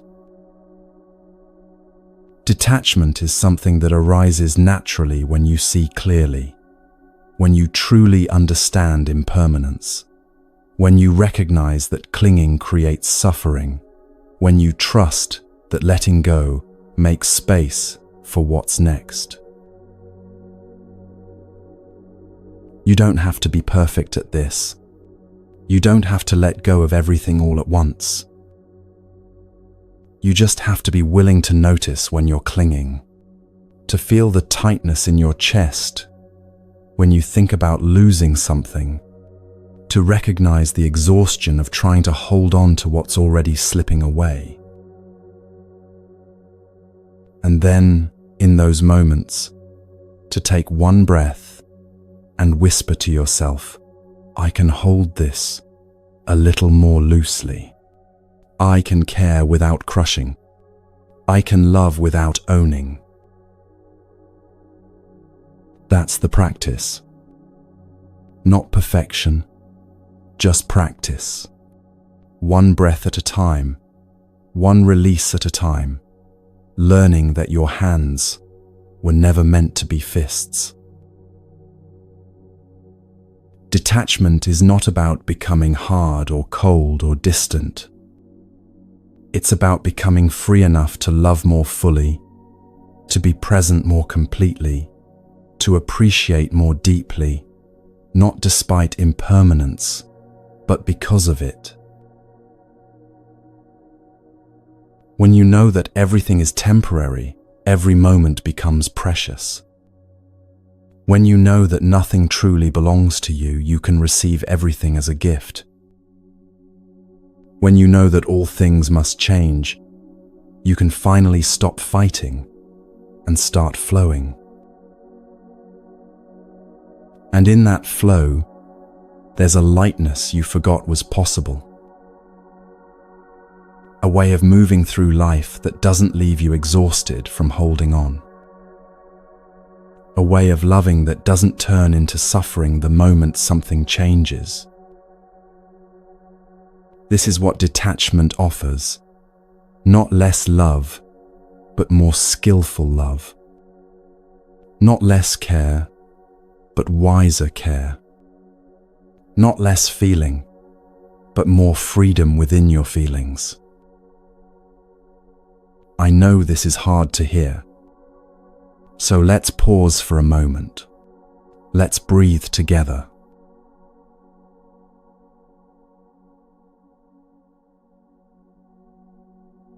We've covered a lot of ground together, haven't we? Heavy truths about impermanence, about resistance, about the art of letting go. So let's pause here for a moment. How are you feeling right now? Maybe your chest feels a little tight from recognizing yourself in these teachings. Maybe you're tired, not from the listening, but from carrying what we've been talking about for so long. That's okay. You can pause this anytime you need to. You can come back whenever you're ready. This isn't going anywhere. And you don't need to remember everything I've said. You don't need to take notes or try to hold on to every word. Your heart knows what it needs to keep. Trust that what's meant to stay with you will stay. Take a breath with me now. Feel your chest rise and fall. Notice that you're here, alive, breathing. And know that right now, across the world, thousands of us are breathing together. Different time zones, different struggles, but the same search for peace. You're not alone in this.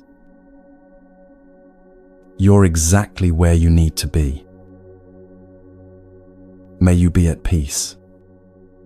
May you be free from suffering. When you're ready, I have something important to share about why you don't need all the answers right now, and why that's actually freedom.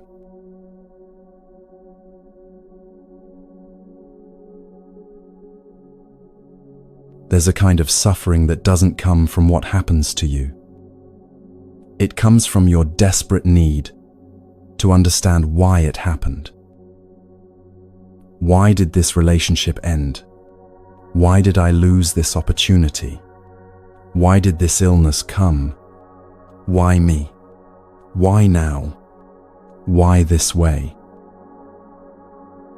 The mind becomes obsessed with these questions, spinning endlessly, convinced that if you could just understand the reason, the pain would make sense and you could finally rest. But that's not how it works. The Buddha encountered this pattern of thinking constantly. People would come to him with metaphysical questions. Where did the universe come from? What happens after death? Why do bad things happen to good people? And often, he would refuse to answer. Not because he didn't know, but because he understood something crucial. The mind's demand for answers is often a distraction from the actual work of healing. There's a famous teaching called the poison arrow parable that illustrates this perfectly. A man is shot with a poisoned arrow. The poison is spreading through his body, moving toward his heart. Death is approaching quickly. His friends rush him to a doctor, but the man refuses treatment. "Wait," he says, pushing away the doctor's hands. "Before you remove this arrow, I need to know who shot it. Was it a warrior or a farmer? What family did he come from? Was he tall or short? Dark-skinned or light?"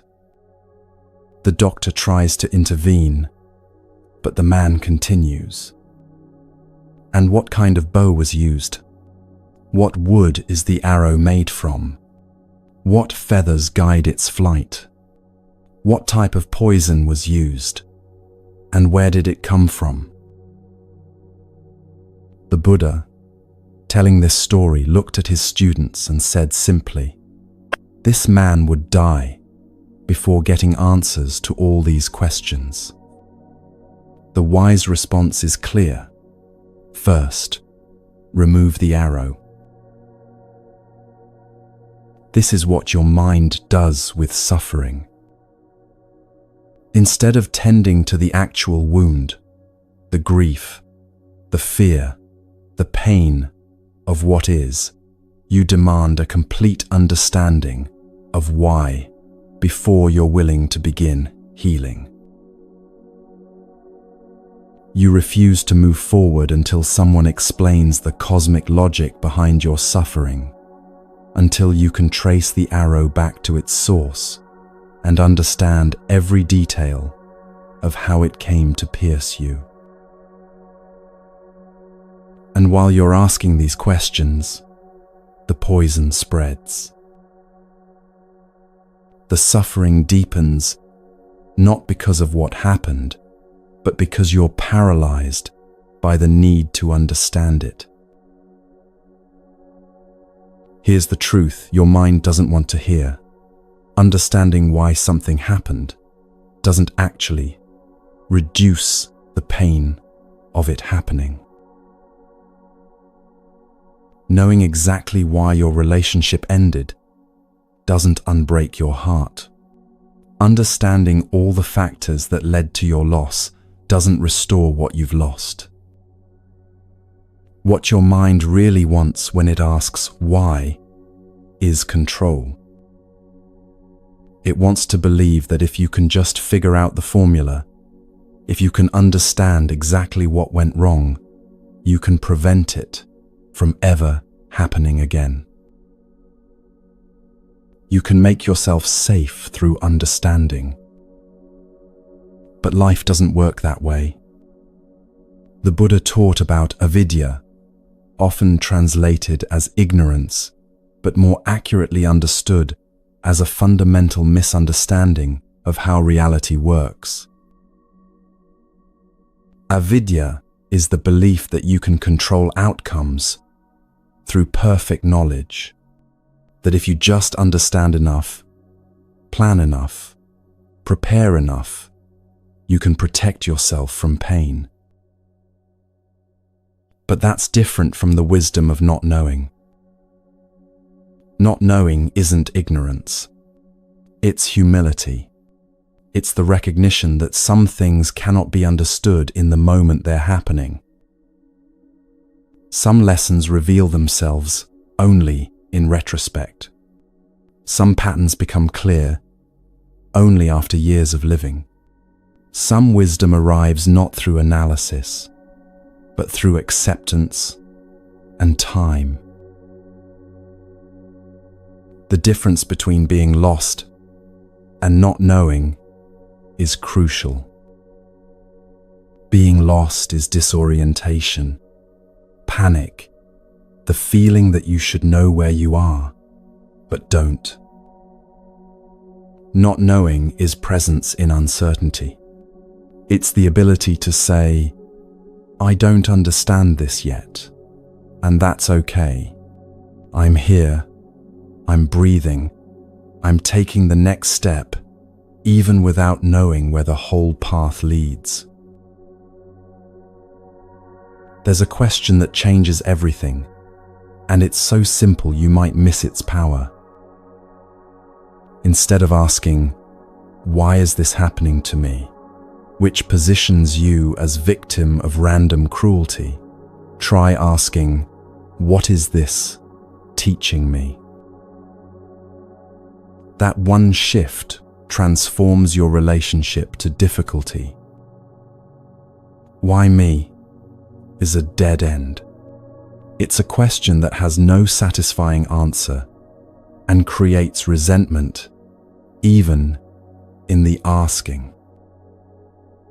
What is this teaching me? Opens a door. It assumes that even painful experiences contain information, lessons, invitations to grow in ways you couldn't have grown otherwise. You move from victim to student in one question. And students can learn from anything. Victims can only suffer. Let me share a story that shaped how I understand this teaching. There was a Zen master named Hakuin who lived in a small village in Japan. He was deeply respected, known for his wisdom and his steady, unshakable presence. Near his temple lived a young woman from a wealthy family. She became pregnant, and when her parents demanded to know who the father was, terrified of their anger, she named Hakuin.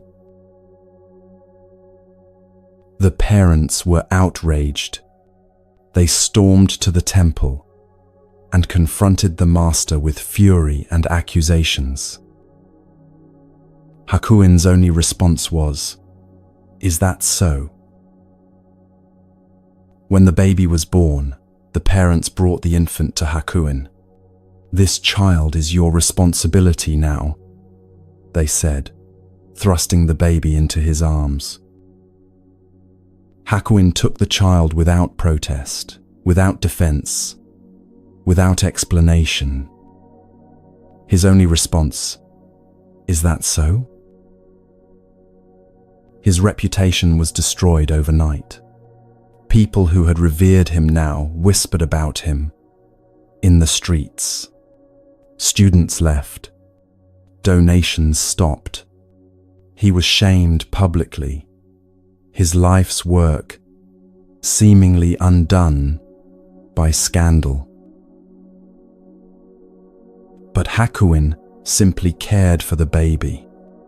He begged for milk from neighbors, changed diapers, walked the temple grounds with the infant in his arms, singing softly. He asked no one to believe his innocence. He made no attempt to clear his name. He didn't demand explanations or justice.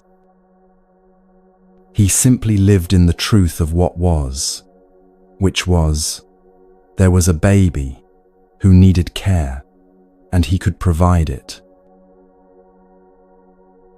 A year passed.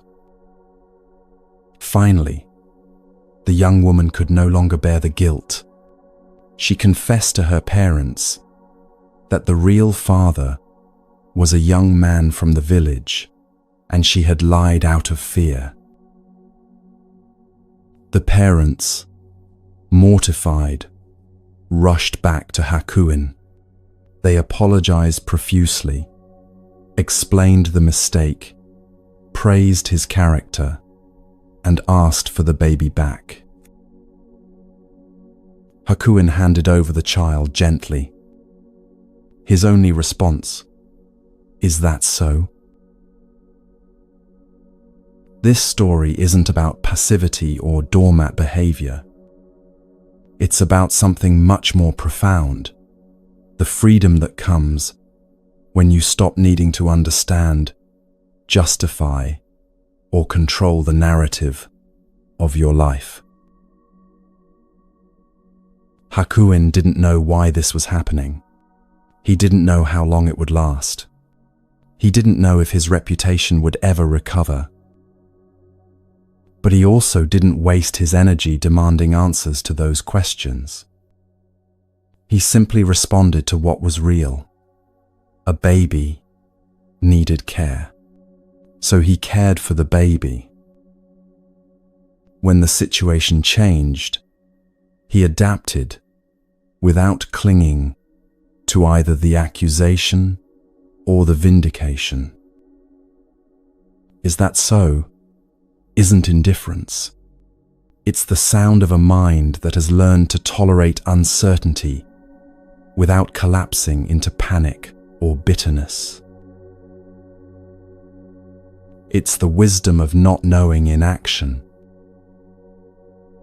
Most of us would have spent that entire year obsessing over the injustice, demanding recognition of our innocence, bitter about the unfairness, paralyzed by the need for everyone to understand the truth. But that would have been suffering on top of suffering. The situation was difficult enough without adding the torture of, why is this happening? This shouldn't be happening. People should know the truth. This isn't fair.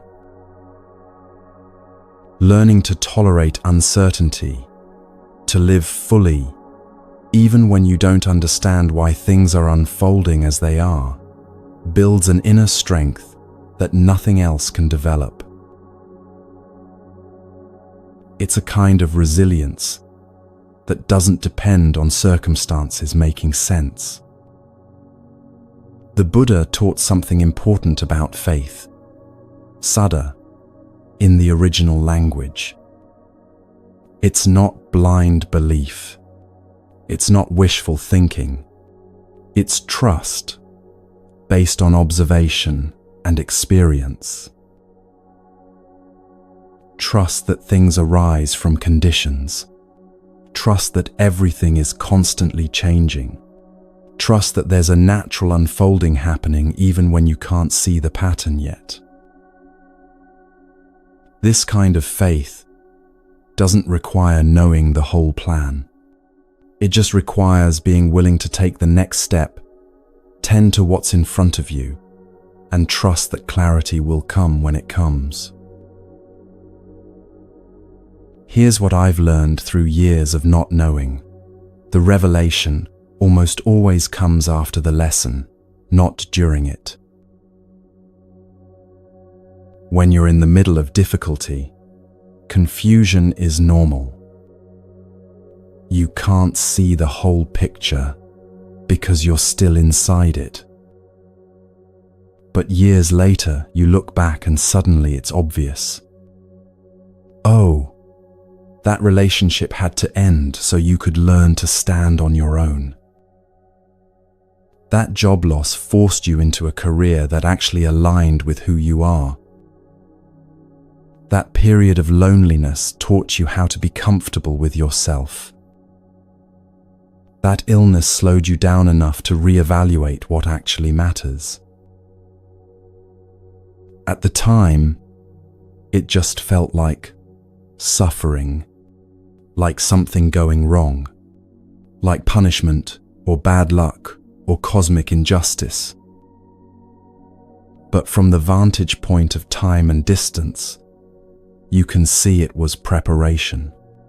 It was education.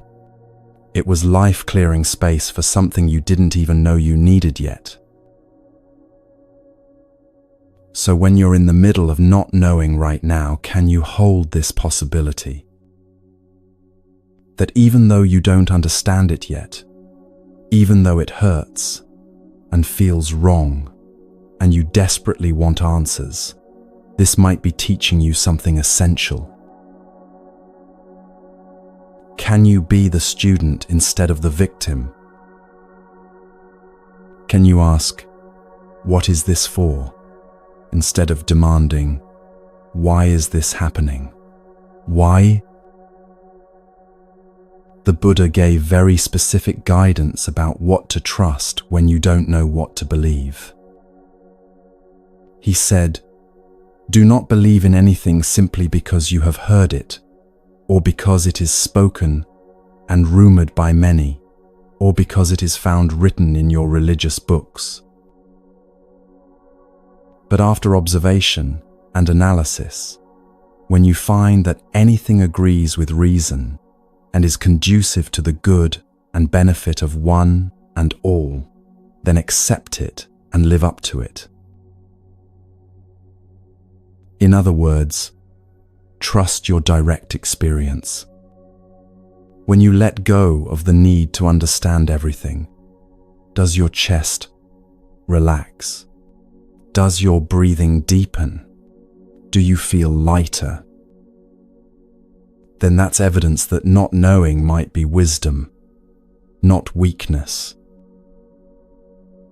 When you shift from "why me" to "what can I learn?"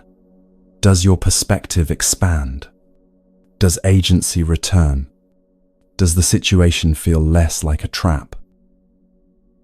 Then that shift is worth making, regardless of whether you ever get the cosmic explanation you're looking for. You don't need permission from the universe to stop demanding answers. You don't need a complete explanation before you begin healing. You can remove the arrow first and ask questions later. You can care for the baby in your arms without knowing why he was placed there. You can take the next step without seeing the whole staircase. This is the practice, noticing when your mind is spinning in "why" and gently bringing yourself back to "what now?" "Why did this happen?" becomes less important than "what am I going to do with it?" "Why me?" becomes less urgent than "who am I becoming through this?" And slowly, the obsession with understanding loosens its grip. You stop waiting for perfect clarity before you're willing to live. You start moving forward even in fog, trusting that each step will reveal the next, even if the destination remains unclear. That's not blindness. That's not naivety. That's the mature faith of someone who has lived long enough to know that not everything reveals its purpose immediately. Some seeds take 5 years underground before they break the surface. Some lessons take decades to understand. Some "why" questions never get answered, and somehow you're okay anyway. And here's the permission you might have been waiting your whole life to hear.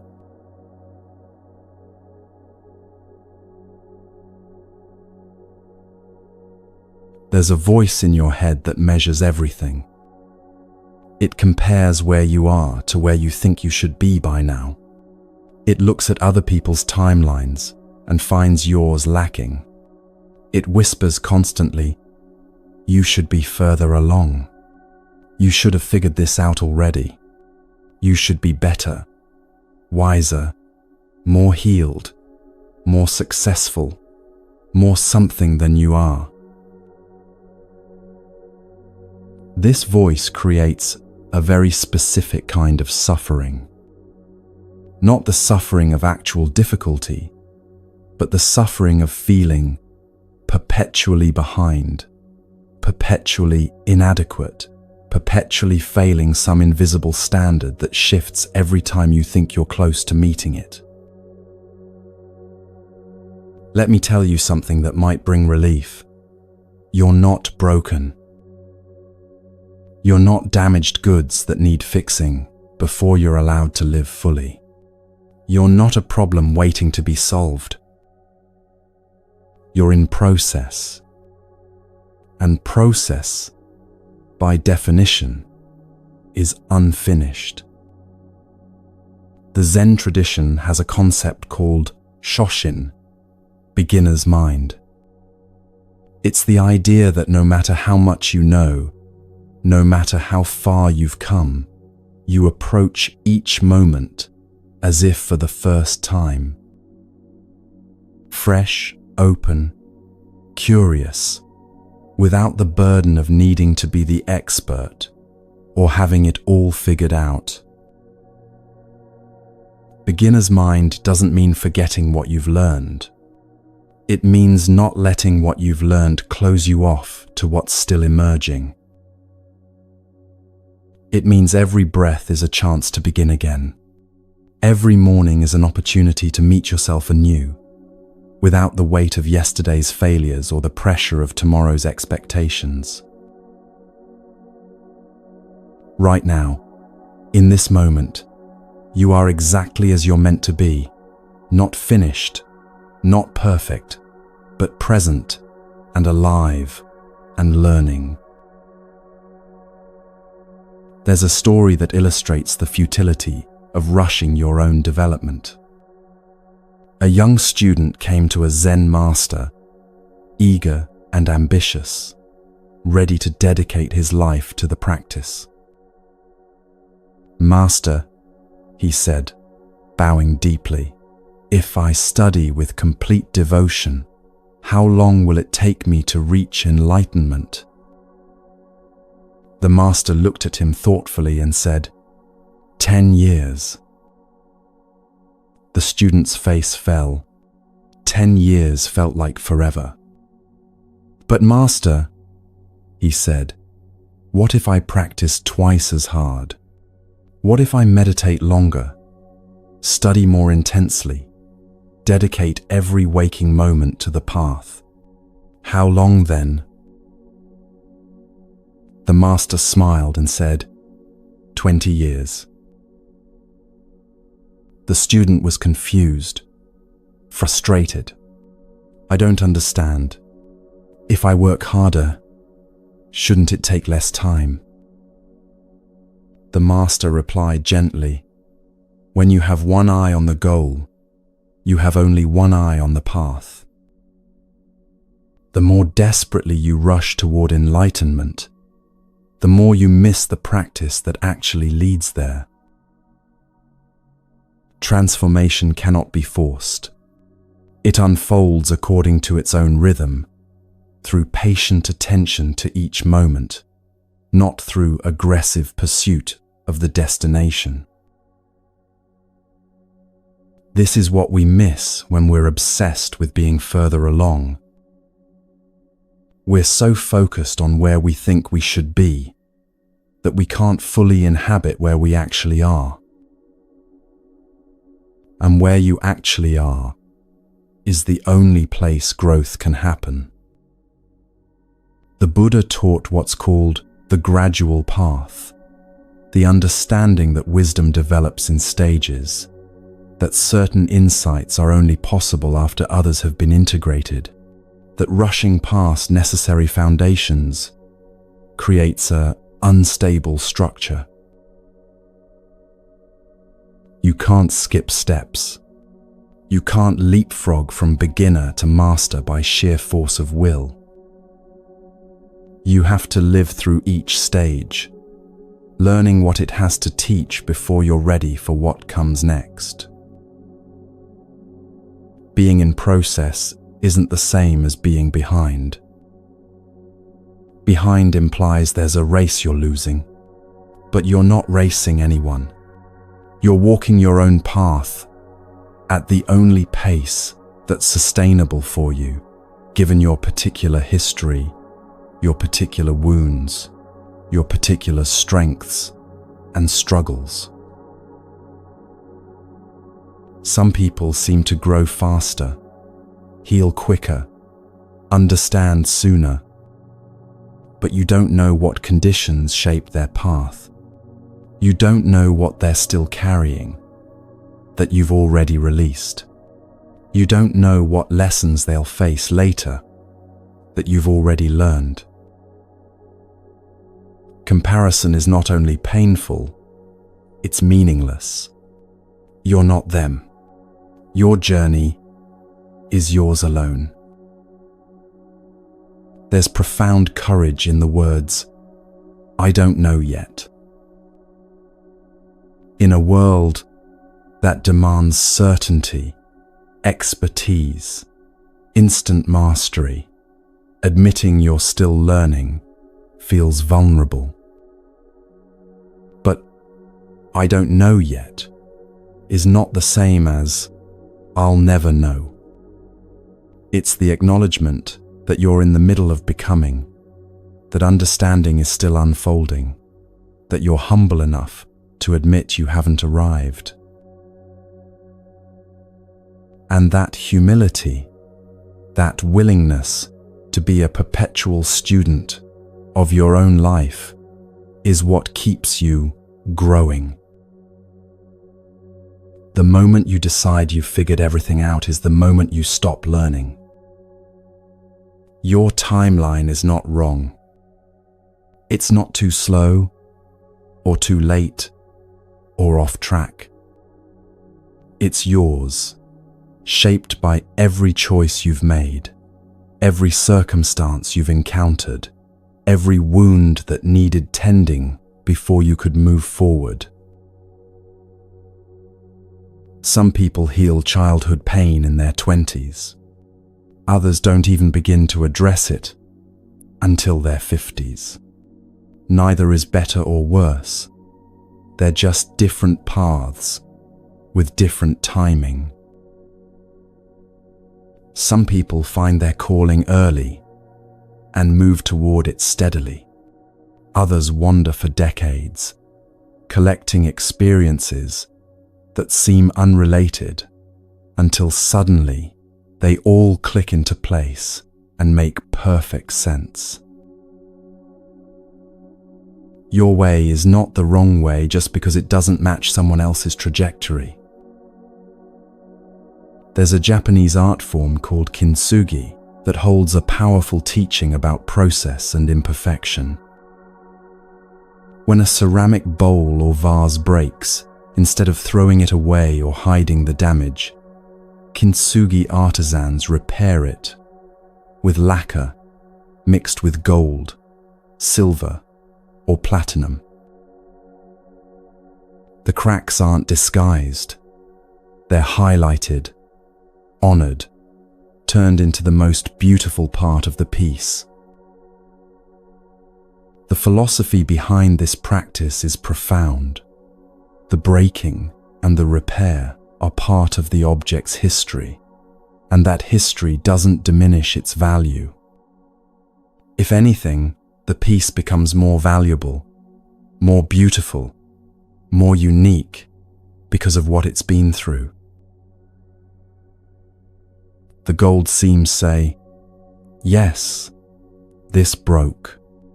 Yes, it was damaged. And look, it's still here, still whole, more radiant than before because of what it survived. You are kintsugi. The places where you've broken, the grief, the failures, the moments you thought would destroy you, those aren't flaws to hide. They're the gold seams that make you uniquely, powerfully, beautifully you. Being in process means some of those cracks are still being filled. The gold is still being applied. The repair is ongoing. And that's not failure.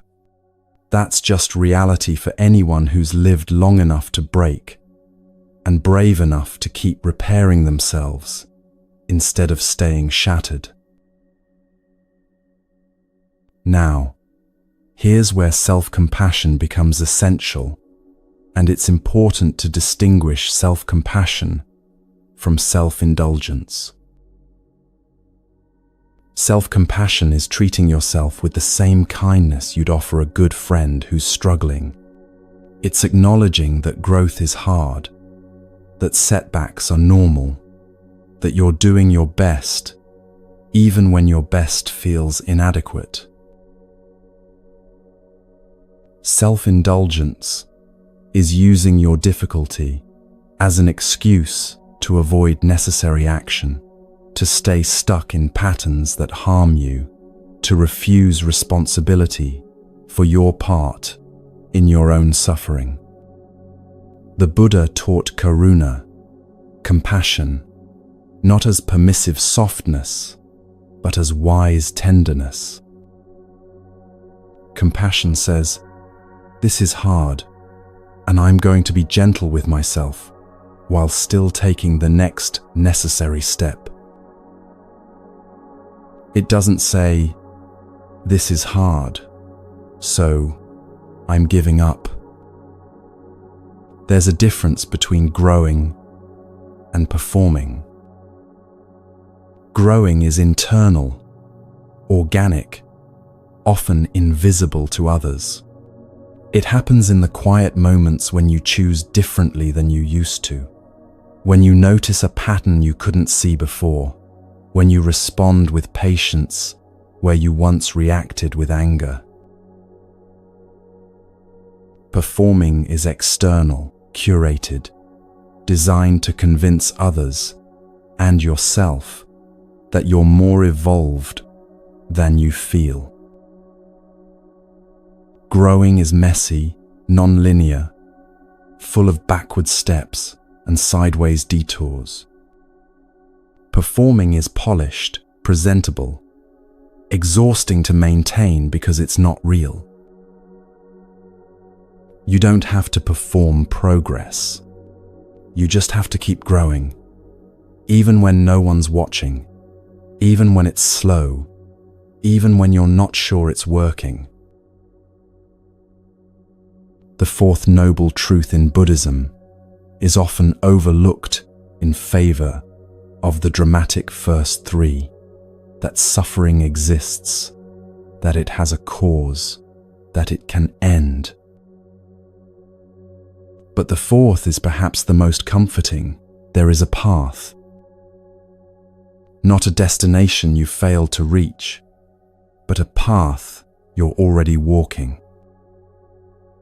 The Eightfold Path isn't a checklist to complete before you're allowed to be at peace. It's a way of living, a set of practices you engage with continuously, always deepening, never perfecting. Right understanding develops over time. Right intention strengthens gradually. Right speech gets easier, but never effortless. Even the Buddha, after his enlightenment, after his profound awakening, taught for 45 more years. He didn't reach enlightenment and then stop. He continued practicing, teaching, learning, refining his understanding through decades of lived experience. If the Buddha himself remained a student of life after his great awakening, what makes you think you should have it all figured out by now? You're not falling behind.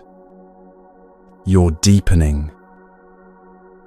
Every time you think you've learned a lesson, and then find yourself facing it again at a deeper level, you're not regressing.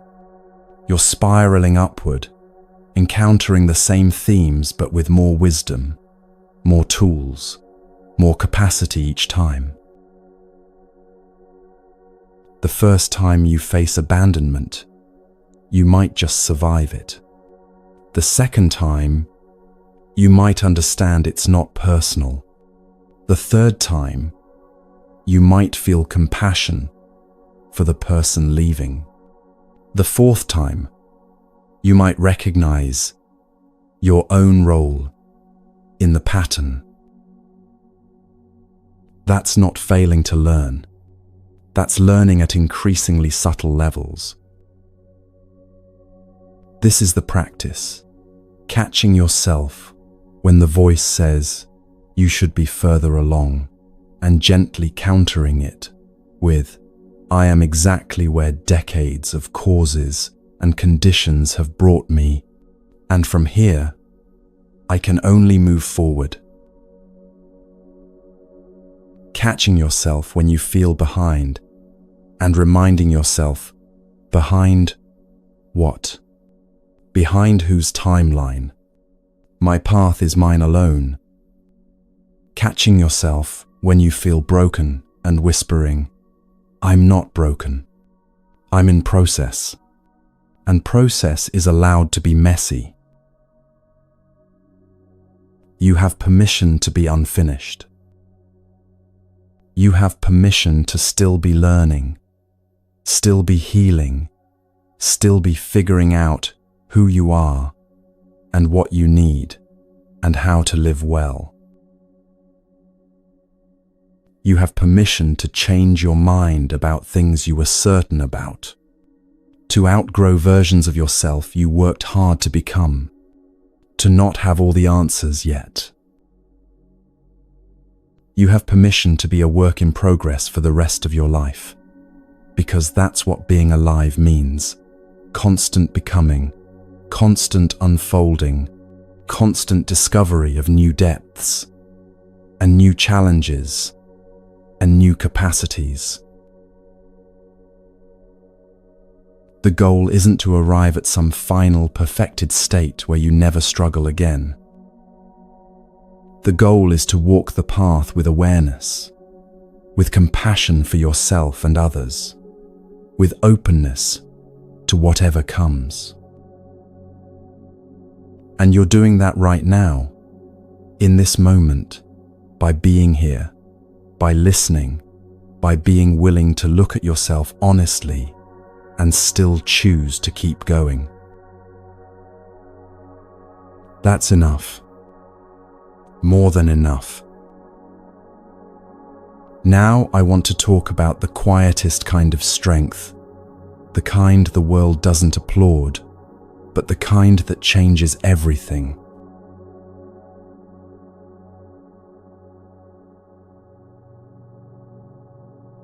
There's a kind of confidence that doesn't need to be seen. It doesn't announce itself at parties or defend itself in arguments.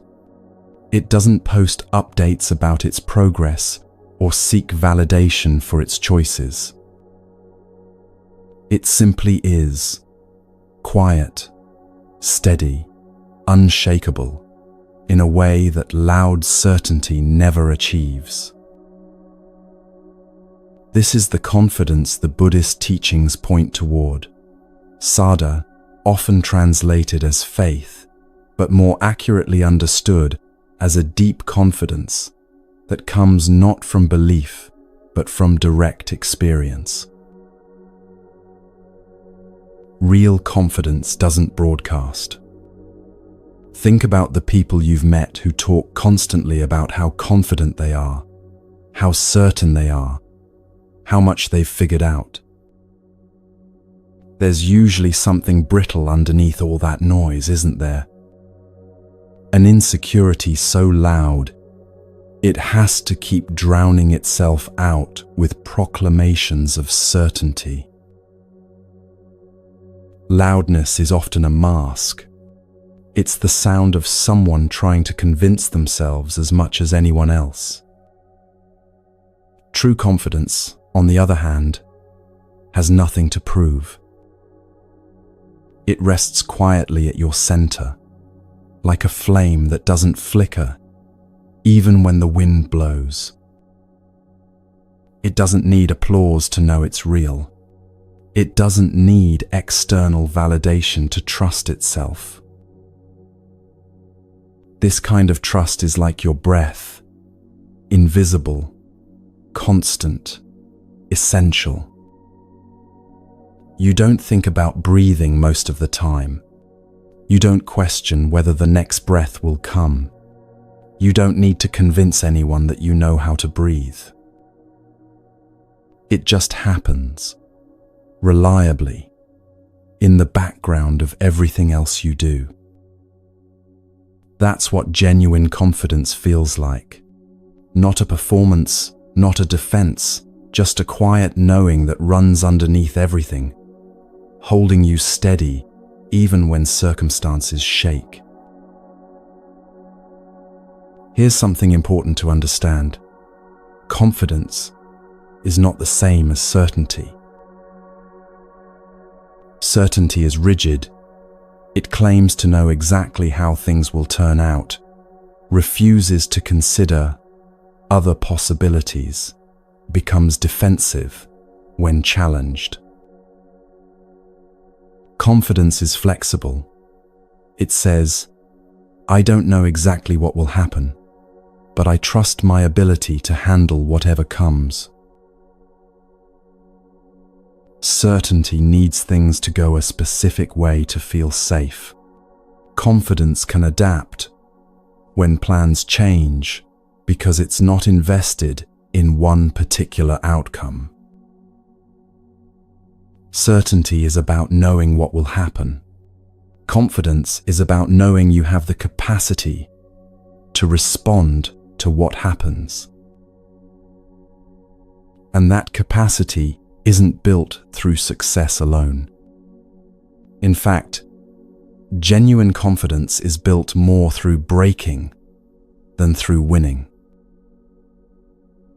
Every time you've faced something difficult and survived it, not conquered it with ease, but survived it, stumbled through it, found a way when you thought there was no way, you've built confidence.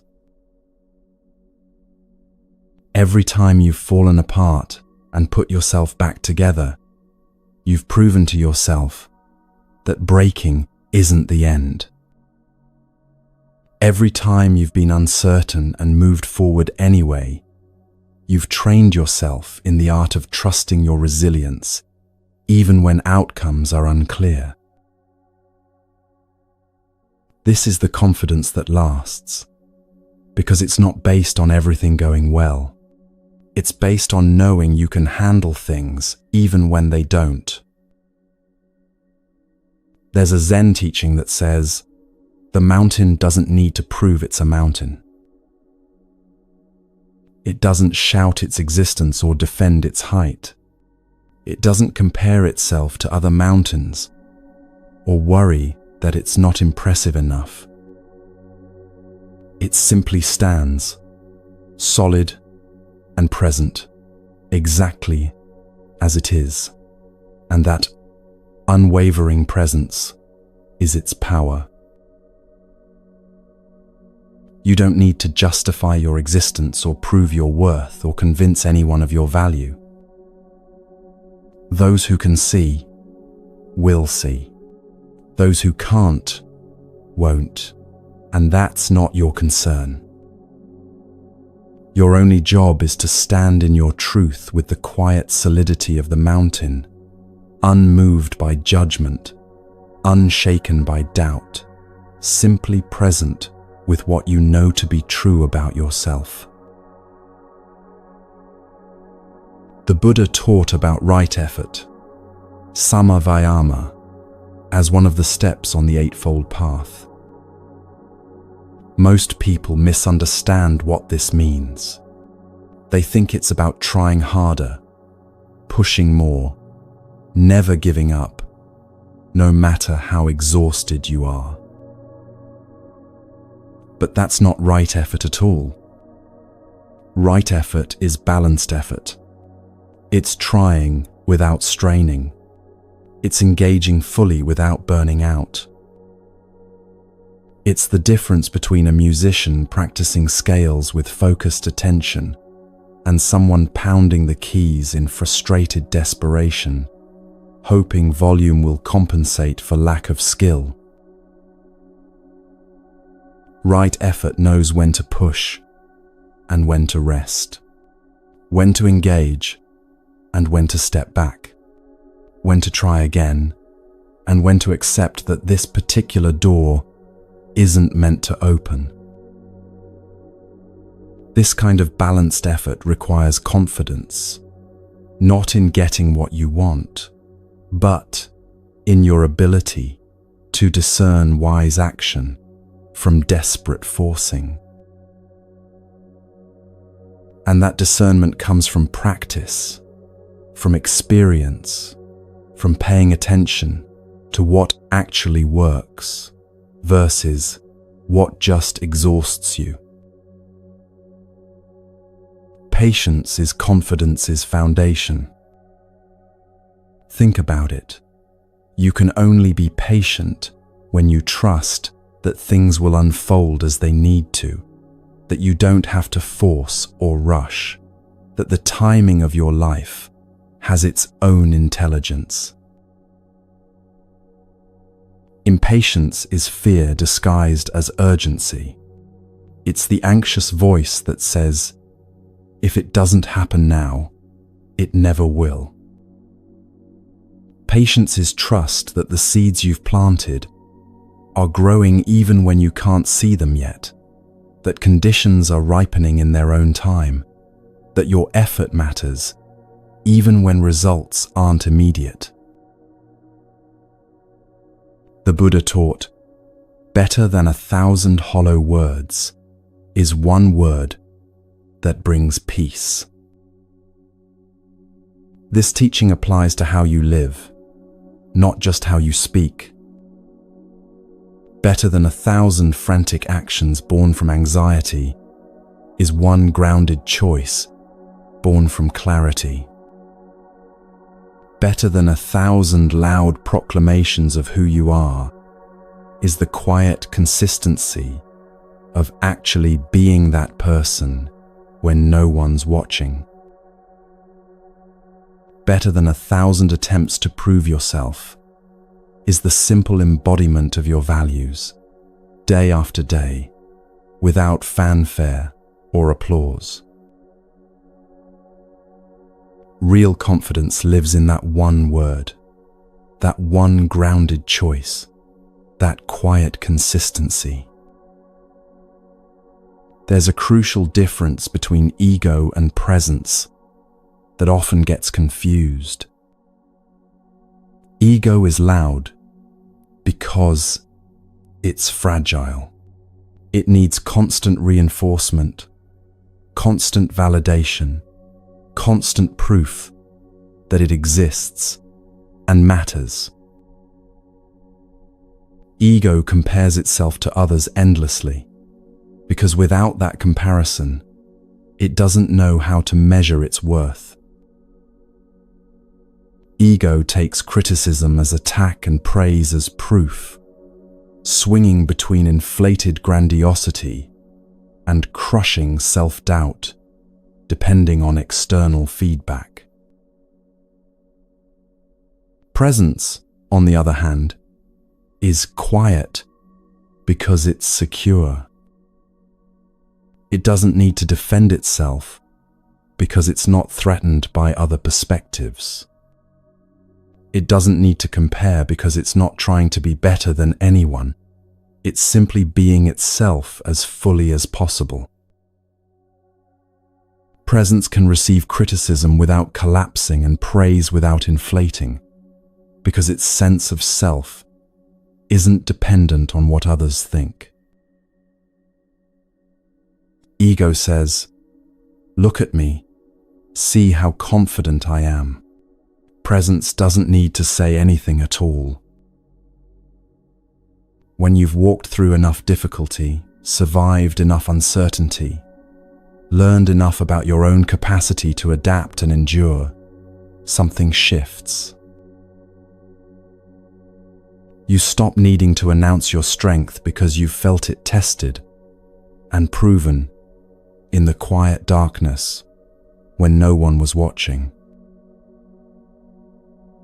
You stop performing confidence because you've earned the real thing through all the times you had to dig deep and find reserves you didn't know you had. Your resilience is the proof.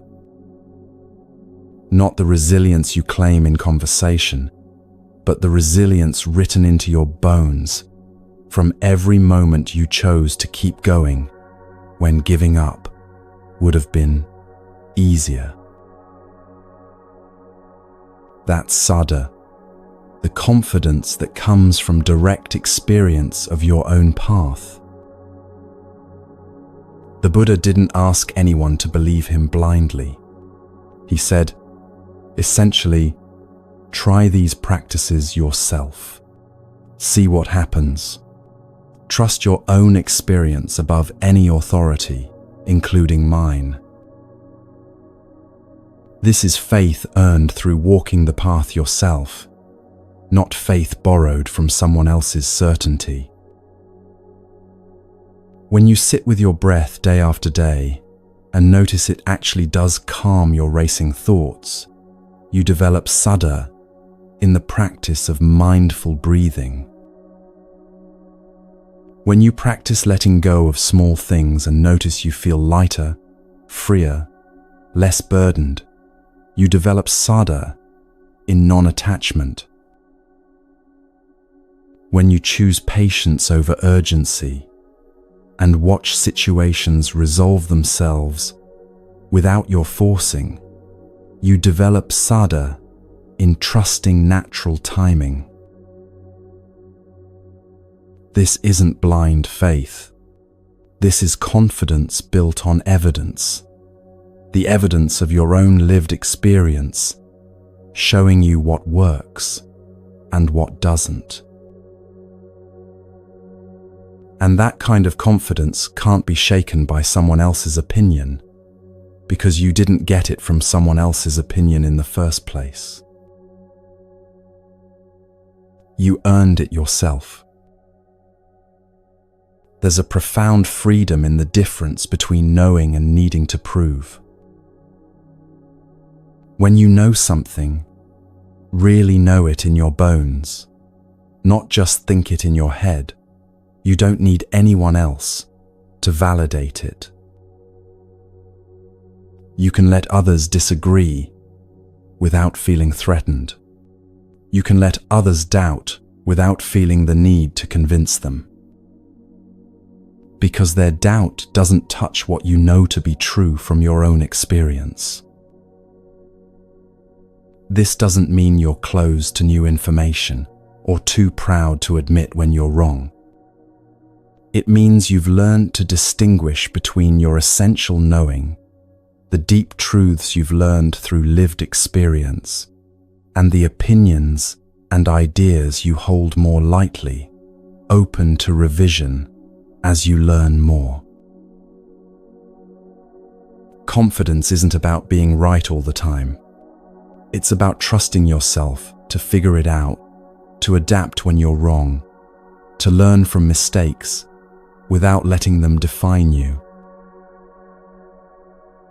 The Buddhist teaching of samadhi, concentration, or mental stability speaks to this quiet confidence. When your mind is trained, when you've practiced returning to center again and again through meditation, something develops, an unshakable quality that remains steady regardless of external turbulence. Not because nothing affects you, but because you've learned to find your ground even when everything around you is shaking. This is what silent confidence looks like in practice. A mind that doesn't panic when challenged, a heart that doesn't close when hurt, a presence that remains available and responsive even in difficulty. You don't have to be loud to be powerful. You don't have to defend yourself constantly to be secure. You don't have to prove your worth to everyone you meet in order to be valuable. The quietest people in the room are often the ones who've walked through the most fire and emerged with something solid that doesn't need to announce itself. They've learned that real confidence isn't performed, it's lived. And it shows not in what they say about themselves, but in how they move through the world, grounded, present, unafraid of uncertainty, because they've learned to trust their ability to meet it. This is the confidence that comes from the middle way, Not the arrogance of thinking you know everything, and not the paralysis of doubting everything. Just the steady, balanced, knowing that you've walked this far, learned this much, and you're capable of continuing the journey, one step at a time, without needing a guarantee of where it leads. So, if you've been waiting for permission to stop proving yourself, here it is. You don't need to be louder, bolder, more certain than you are. You just need to trust what you already know, that you've survived everything life has brought you so far, and that's evidence enough of your capacity to handle what comes next. Everything I've shared builds toward this one truth, and it might be the most important thing you hear today.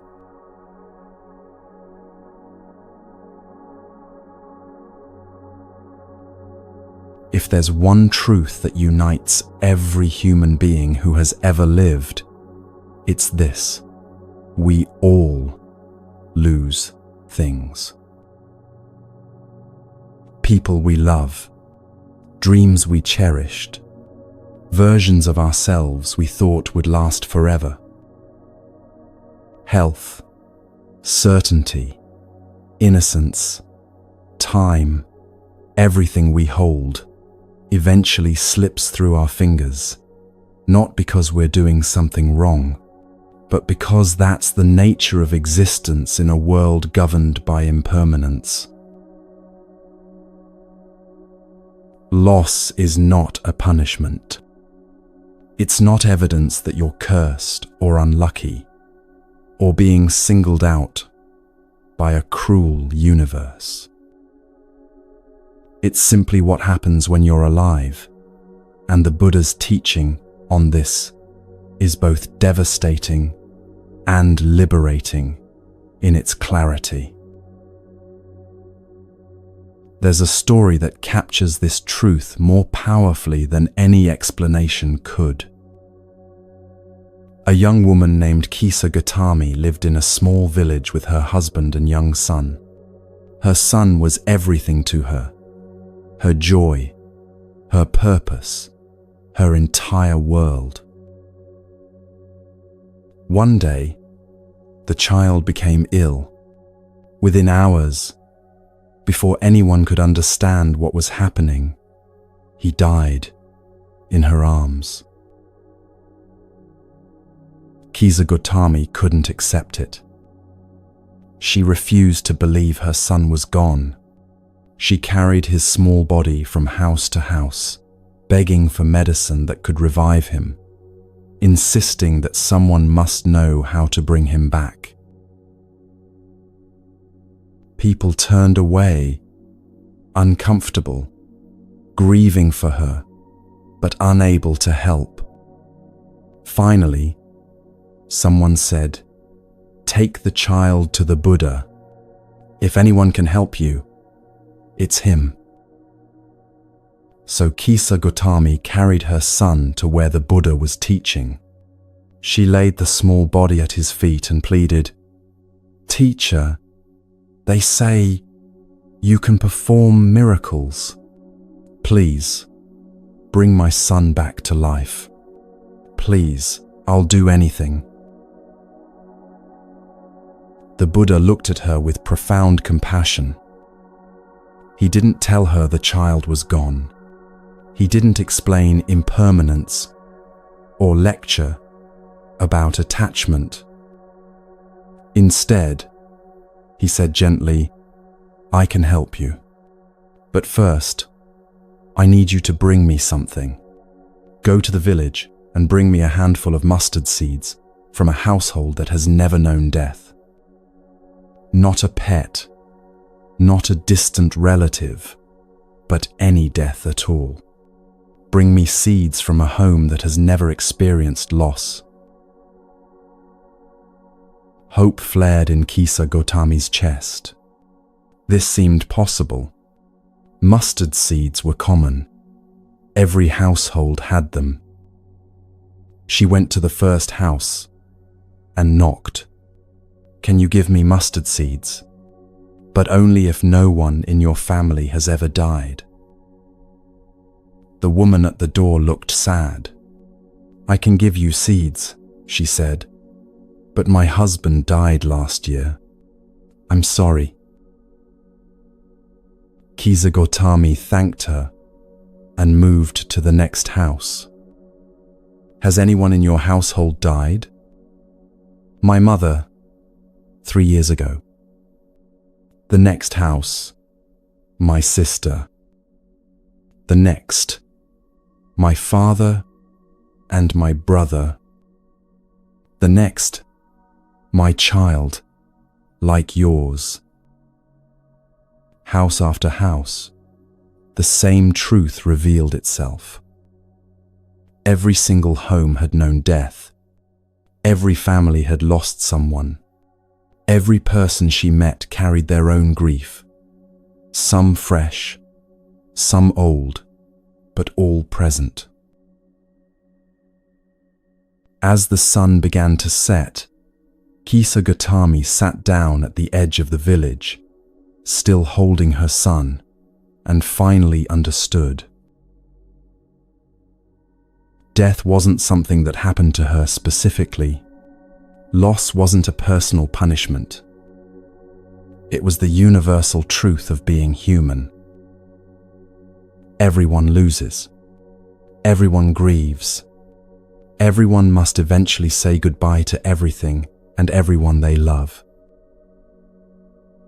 She carried her son back to the Buddha, no longer asking for a miracle, but for help understanding how to live with this unbearable truth. The Buddha received her with tenderness. "Did you find the mustard seeds?" he asked, though he already knew the answer. "No," she said quietly. "Every house has known death. Every family has lost someone. I thought my pain was unique, but it's not. It's the pain of being human." The Buddha nodded. "This is the first noble truth. Life contains dukkha, suffering, loss, impermanence. Not because you've done something wrong, but because this is the nature of conditioned existence. Everything that arises passes away. Everyone born will die. Nothing stays. The path forward isn't to avoid this truth, but to understand it so deeply that you stop taking it personally, stop seeing it as punishment, and start seeing it as the shared condition we all navigate together." Kisagotami became one of the Buddha's most devoted students, and the wisdom born from her grief helped countless others understand that their losses, too, were not failures but simply the inevitable unfolding of impermanence. When something falls apart in your life, your first instinct might be to think you failed. That if you'd been smarter, stronger, more careful, more deserving, you could have prevented the loss. But what if that's not true? What if the ending wasn't your failure but simply impermanence revealing itself, as it always does, as it always will? All conditioned things, everything that comes into being through causes and conditions, are temporary by nature. Relationships, health, jobs, homes, identities, even your physical body, all of it arose from conditions, and when conditions change, forms change with them. This isn't punishment. It's not cosmic judgment. It's just how reality works. The flower blooms because conditions align: soil, water, sunlight, the right temperature. When conditions change, the flower fades. Not because the flower failed, but because impermanence is the nature of all living things. You are like the flower. Everything in your life is like the flower. Sometimes, what leaves your life was simply completing its role. The relationship that ended taught you what you needed to learn about yourself, about love, about boundaries. When the teaching was complete, the form of the relationship completed too. The job that fell away gave you skills, connections, experiences that prepared you for what's coming next, even if you can't see it yet. The version of yourself you're grieving served its purpose in a particular chapter, and now a different chapter requires a different version of you to emerge. This doesn't make the loss hurt less in the moment, but it can shift the meaning you make from it, from something went wrong to something completed. There's a particular kind of wisdom that only reveals itself in retrospect. Years after a painful ending, you look back and suddenly see it clearly. Oh, that's why that relationship had to end. I couldn't see it then, but it was taking me away from myself. Oh, that's why I didn't get that job I wanted so badly. If I had, I never would have found this path that actually fits who I am. Oh, that's why I lost that person. They were never meant to walk the whole journey with me, just that particular part of it. In the moment, it just felt like loss, like failure, like something being taken from you.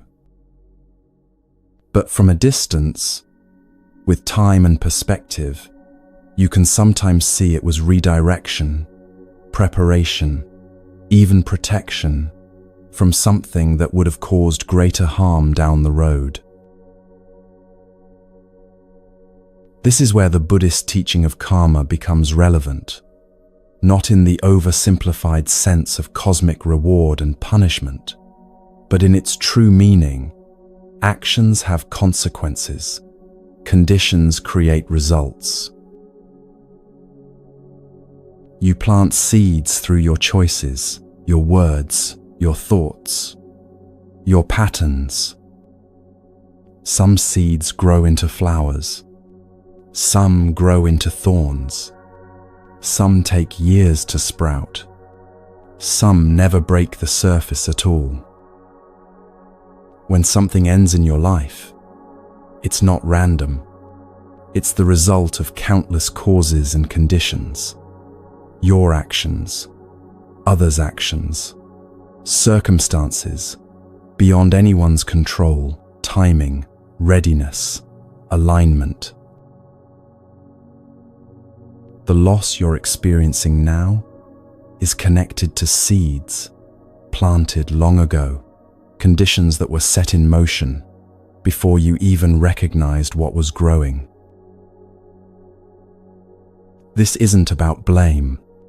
It's about understanding that nothing happens in isolation. Everything is interconnected, arising from an infinite web of causes, and sometimes the ending is simply what had to happen given all those conditions meeting in this particular way.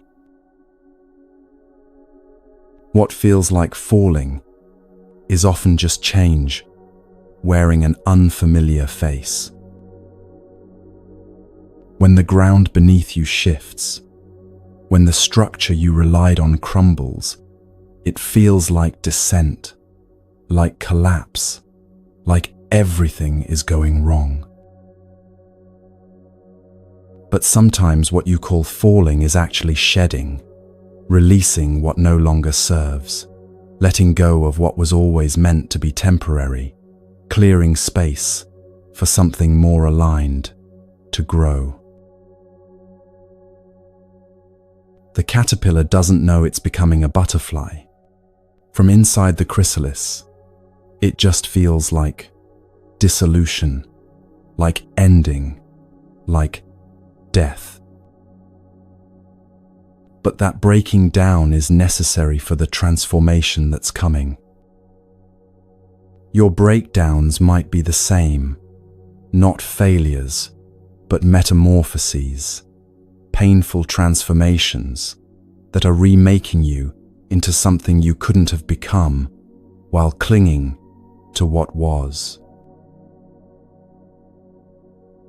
Loss strips away pretense. When you lose something significant, you see yourself more clearly than you did before. You see what you're actually made of underneath the armor. You see which relationships are real and which were only there for the easy times. You see what you truly value versus what you just said you valued. This clarity is a gift, even though it arrives wrapped in grief. The Buddha taught, in the end, only 3 things matter: how much you loved, how gently you lived, and how gracefully you let go of things not meant for you. Read that last part again. Things not meant for you. What if some of what you've lost was never meant to stay?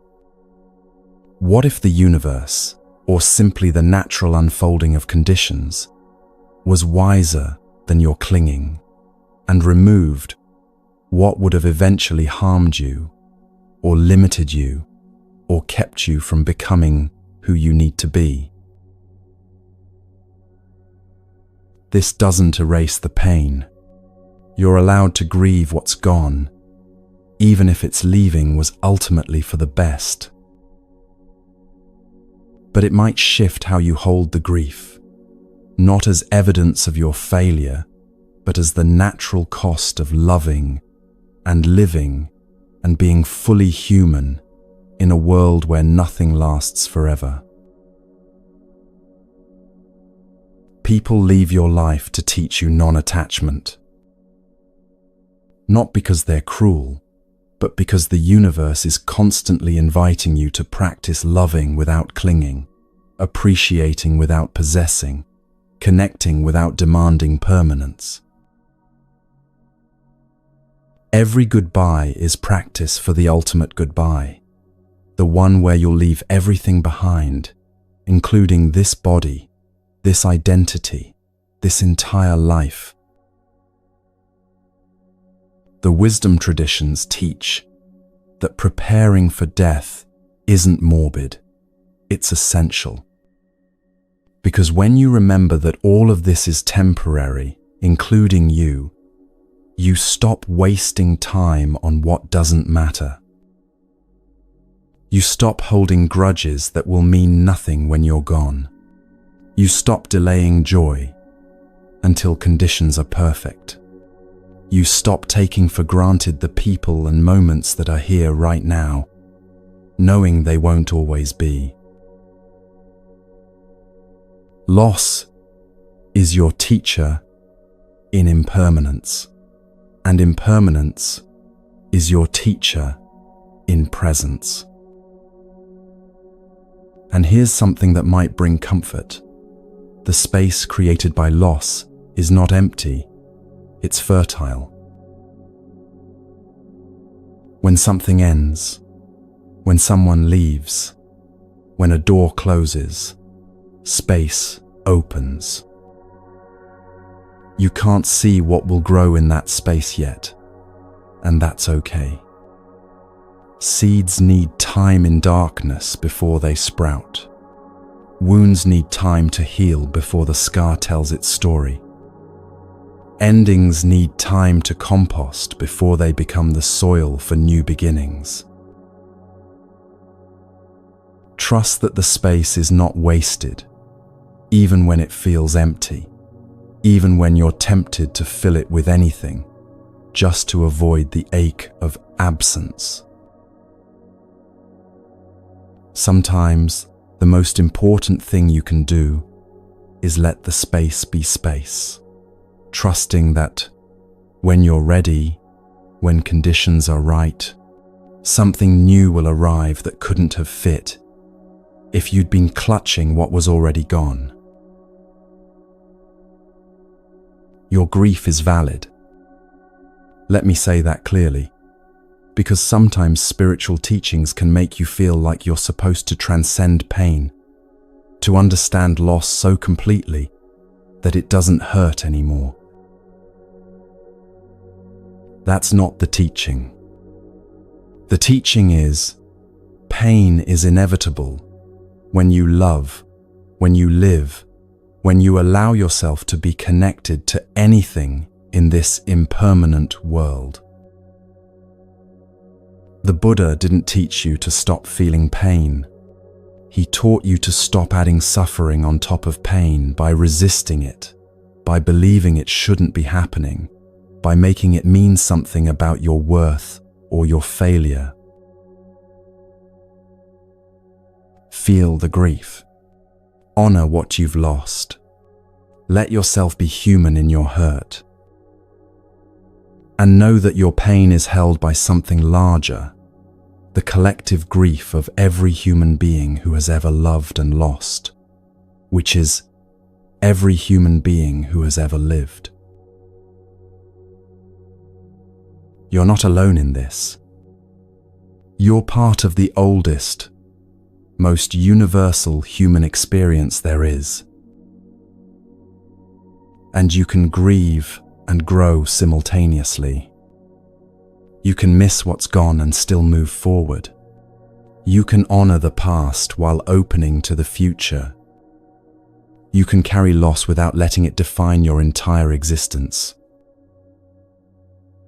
This is upekkha, equanimity, the ability to remain present and balanced even as things change, even as you lose, even as nothing stays the way you wish it would.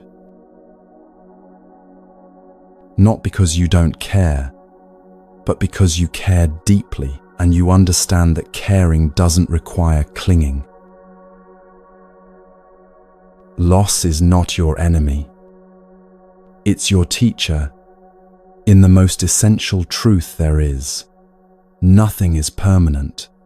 Everything is precious.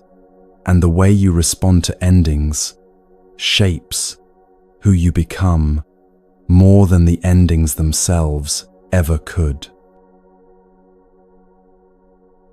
And this understanding that loss is teacher, not enemy, brings us to the most powerful practice of all, the one that anchors everything.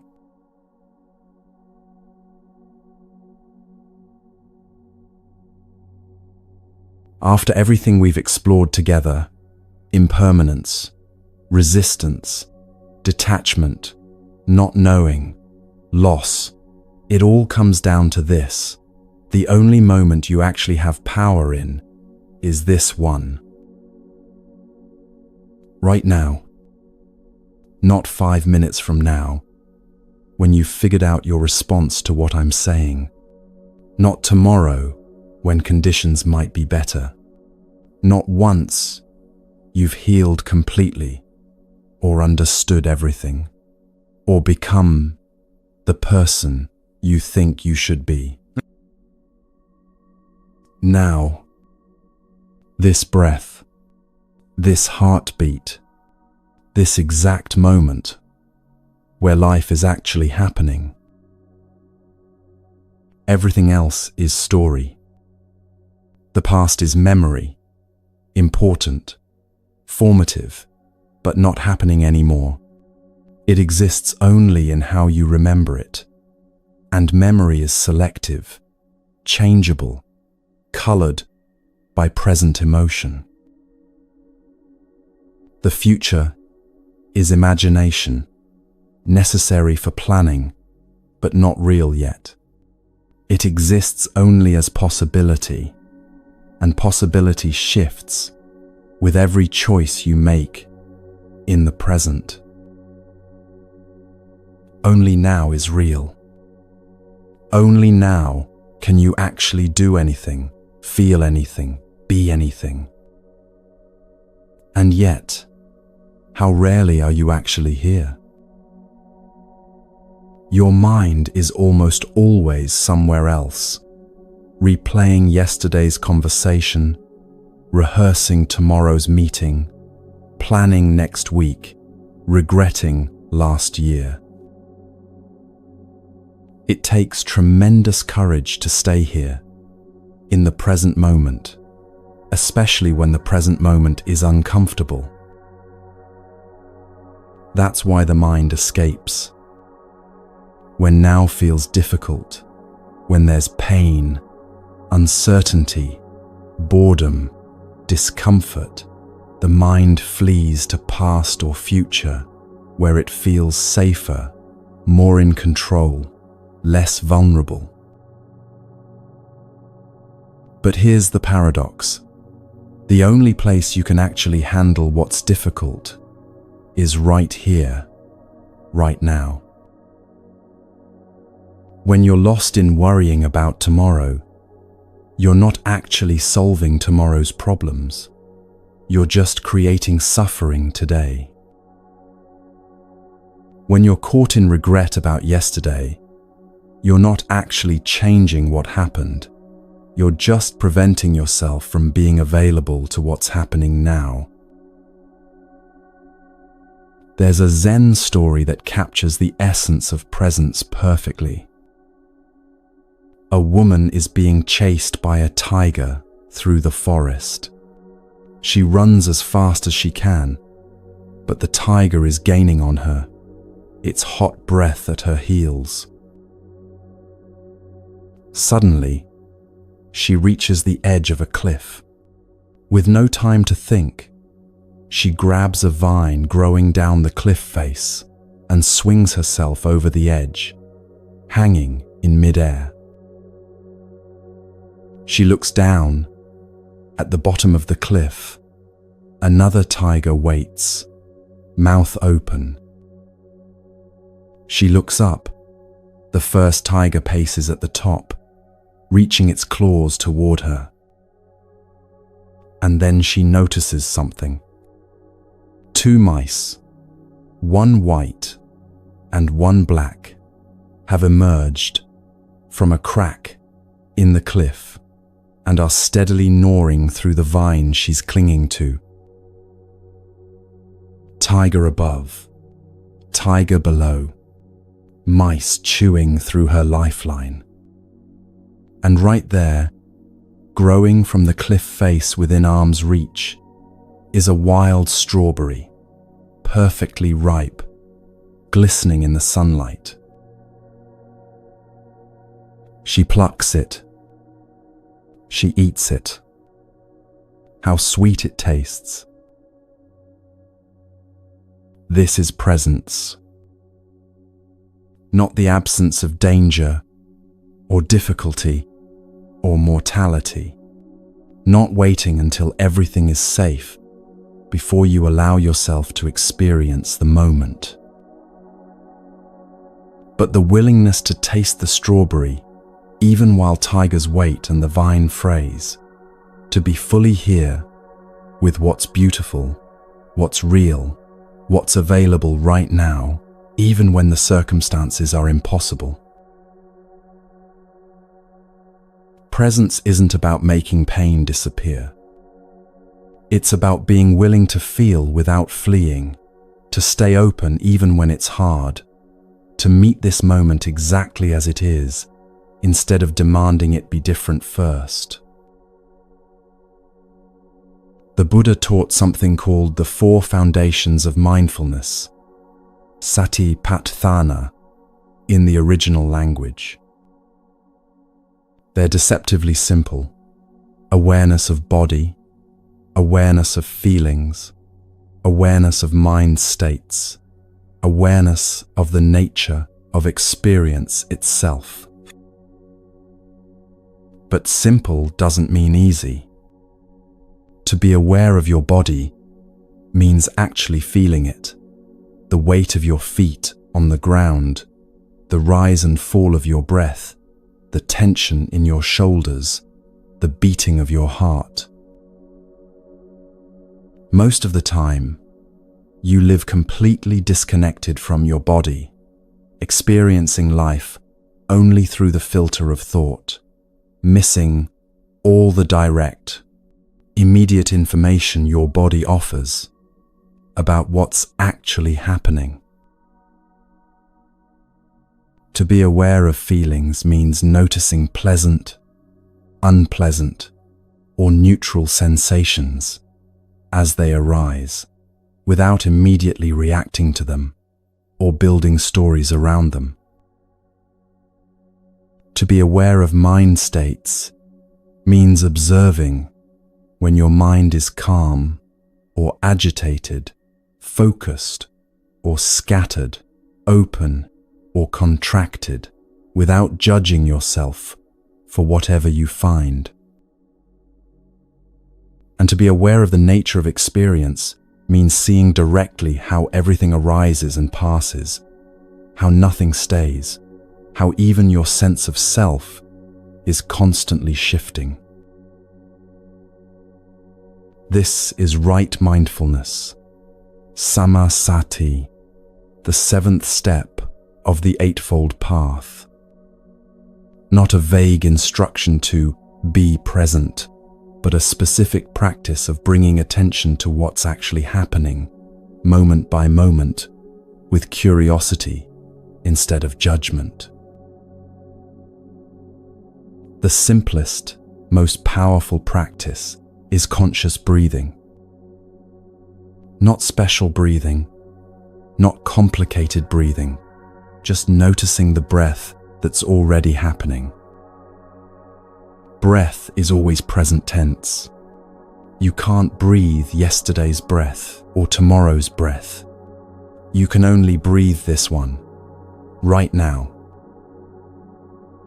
So when your mind is spinning in past or future, bringing attention to your breath is an instant return to now. Feel the cool air entering your nostrils. Feel your chest and belly expand. Feel the pause at the top of the inhale. Feel the warm air leaving your body. Feel the stillness at the bottom of the exhale before the next breath begins. This is samatha, calm, abiding, peace that comes not from perfect circumstances, but from being fully present with what is. And within that calm presence, vipassana arises, clear seeing, insight into the nature of things. You start to notice patterns you couldn't see when you were lost in reactivity. You start to recognize choices you didn't know you had. You start to see that between stimulus and response, there's a space, and in that space lies your freedom. The Buddha said, "The past is already gone. The future is not yet here. There's only one moment for you to live, and that is the present moment." This isn't a poetic metaphor. It's literally true. The miracle you've been waiting for, the peace, the clarity, the sense of being okay, it's not hiding in some future achievement or past version of yourself. It's available right here, right now, in your willingness to simply be present with what is. Your body is the anchor that keeps you here. When your mind wanders, your body is always in the present, offering you a way back. Feel your feet on the floor. Feel the weight of your body where you're sitting or lying. Feel your hands, your face, the movement of air against your skin. This isn't mystical or complicated. It's just being awake to the actual experience of being alive instead of lost in thought about being alive. Mindfulness without the buzzword is simple. Wake up to your life. Stop living 5 minutes ahead or 5 years behind. Stop treating this moment as an obstacle to get through so you can reach the next one. This moment is your life. Not the accumulation of moments, not the story you'll tell later, but this, right here, right now, exactly as it is. Even the mundane moments are sacred when you're actually present for them. The coffee you drink without tasting because you're scrolling through your phone. The walk from your car to the door that you don't remember because your mind was somewhere else. The conversation you had with someone while thinking about what you'd say next instead of actually listening. How much of your life are you missing because you're not actually here for it? And here's what changes everything. You can practice metta, loving, kindness, right here in the present moment. Not just as a formal meditation, but as a way of relating to yourself and this moment with gentleness instead of judgment. Right now, exactly as you are, you can whisper to yourself, "May I be at peace. May I be free from suffering. May I meet this moment with kindness." And you can extend that to everything. May all beings be at peace. May all beings be free from suffering. This isn't abstract philosophy. This is how you actually live the teachings, by bringing them into each ordinary moment, by practicing presence, not someday when conditions are perfect, but right now, right here, with whatever's actually happening. As we come close to the end of our time together, I want to leave you with something practical, something you can carry into your days. You don't need to remember everything we've talked about. You don't need to implement it all perfectly. Let what resonates stay with you. Let what doesn't fit right now fall away. Your heart knows what it needs to keep.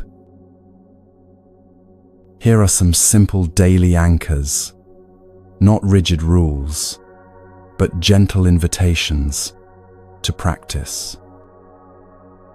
In the morning, before you reach for your phone or your to-do list, take 3 conscious breaths and set an intention. May I meet this day with presence. May I be kind to myself and others. May I remember that I'm enough, exactly as I am.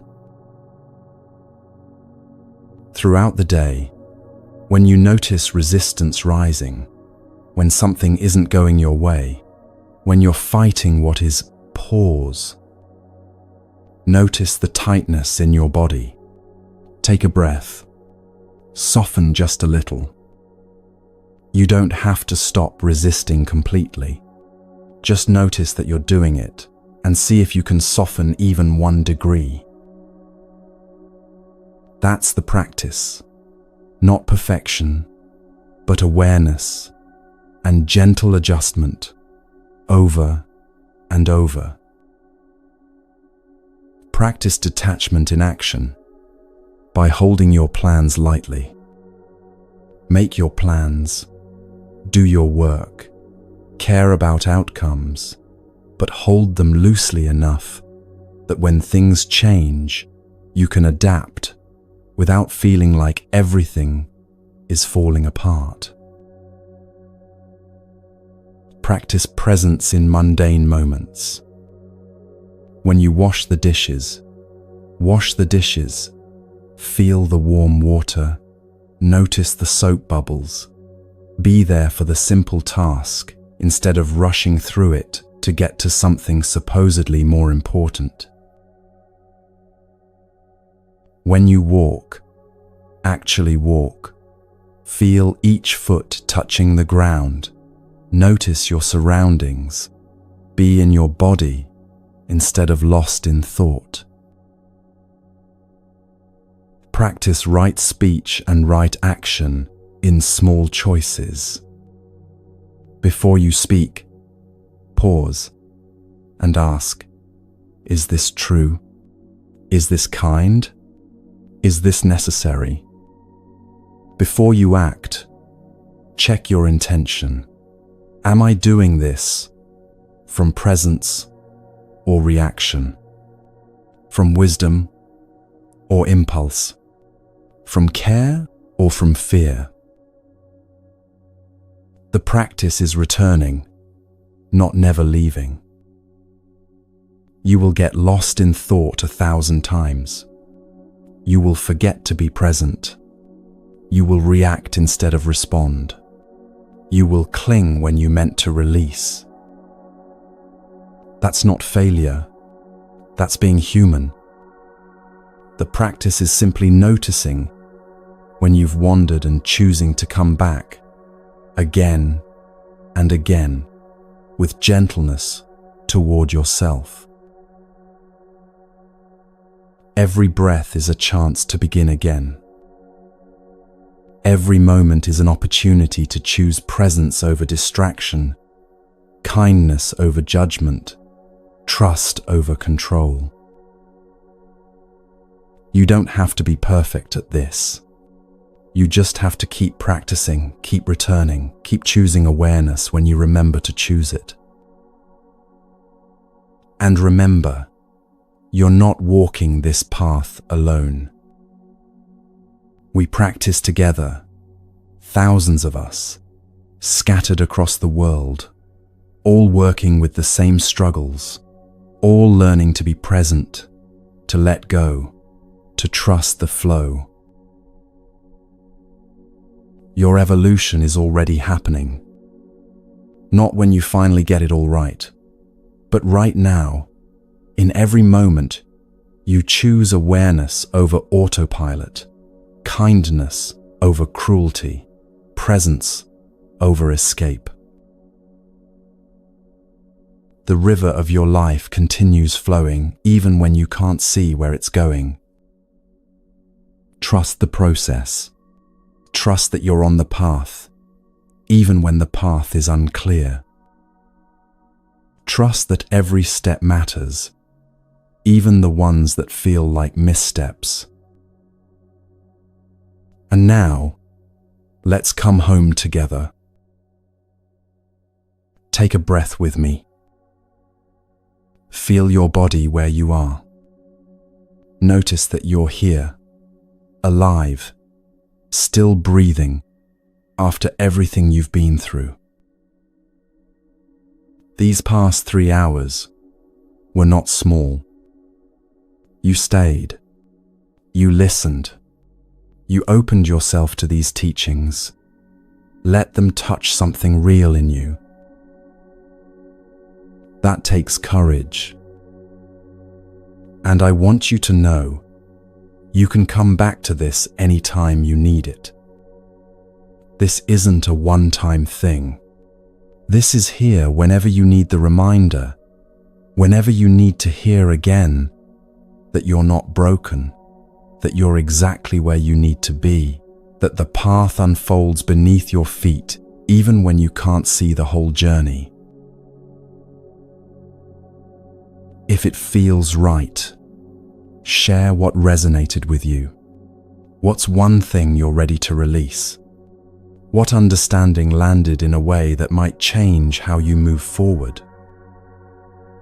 You don't have to share, but know that this community is here. We're walking together, supporting each other, reminding each other of the truths we sometimes forget. You're not alone in this path. If this brought you even a moment of peace, even a breath of relief, I'll be here with more. This work continues, and I'm honored to walk alongside you. Let's take one final breath together. Breathe in. May I be peaceful. Breathe out. May I be free from suffering. Breathe in.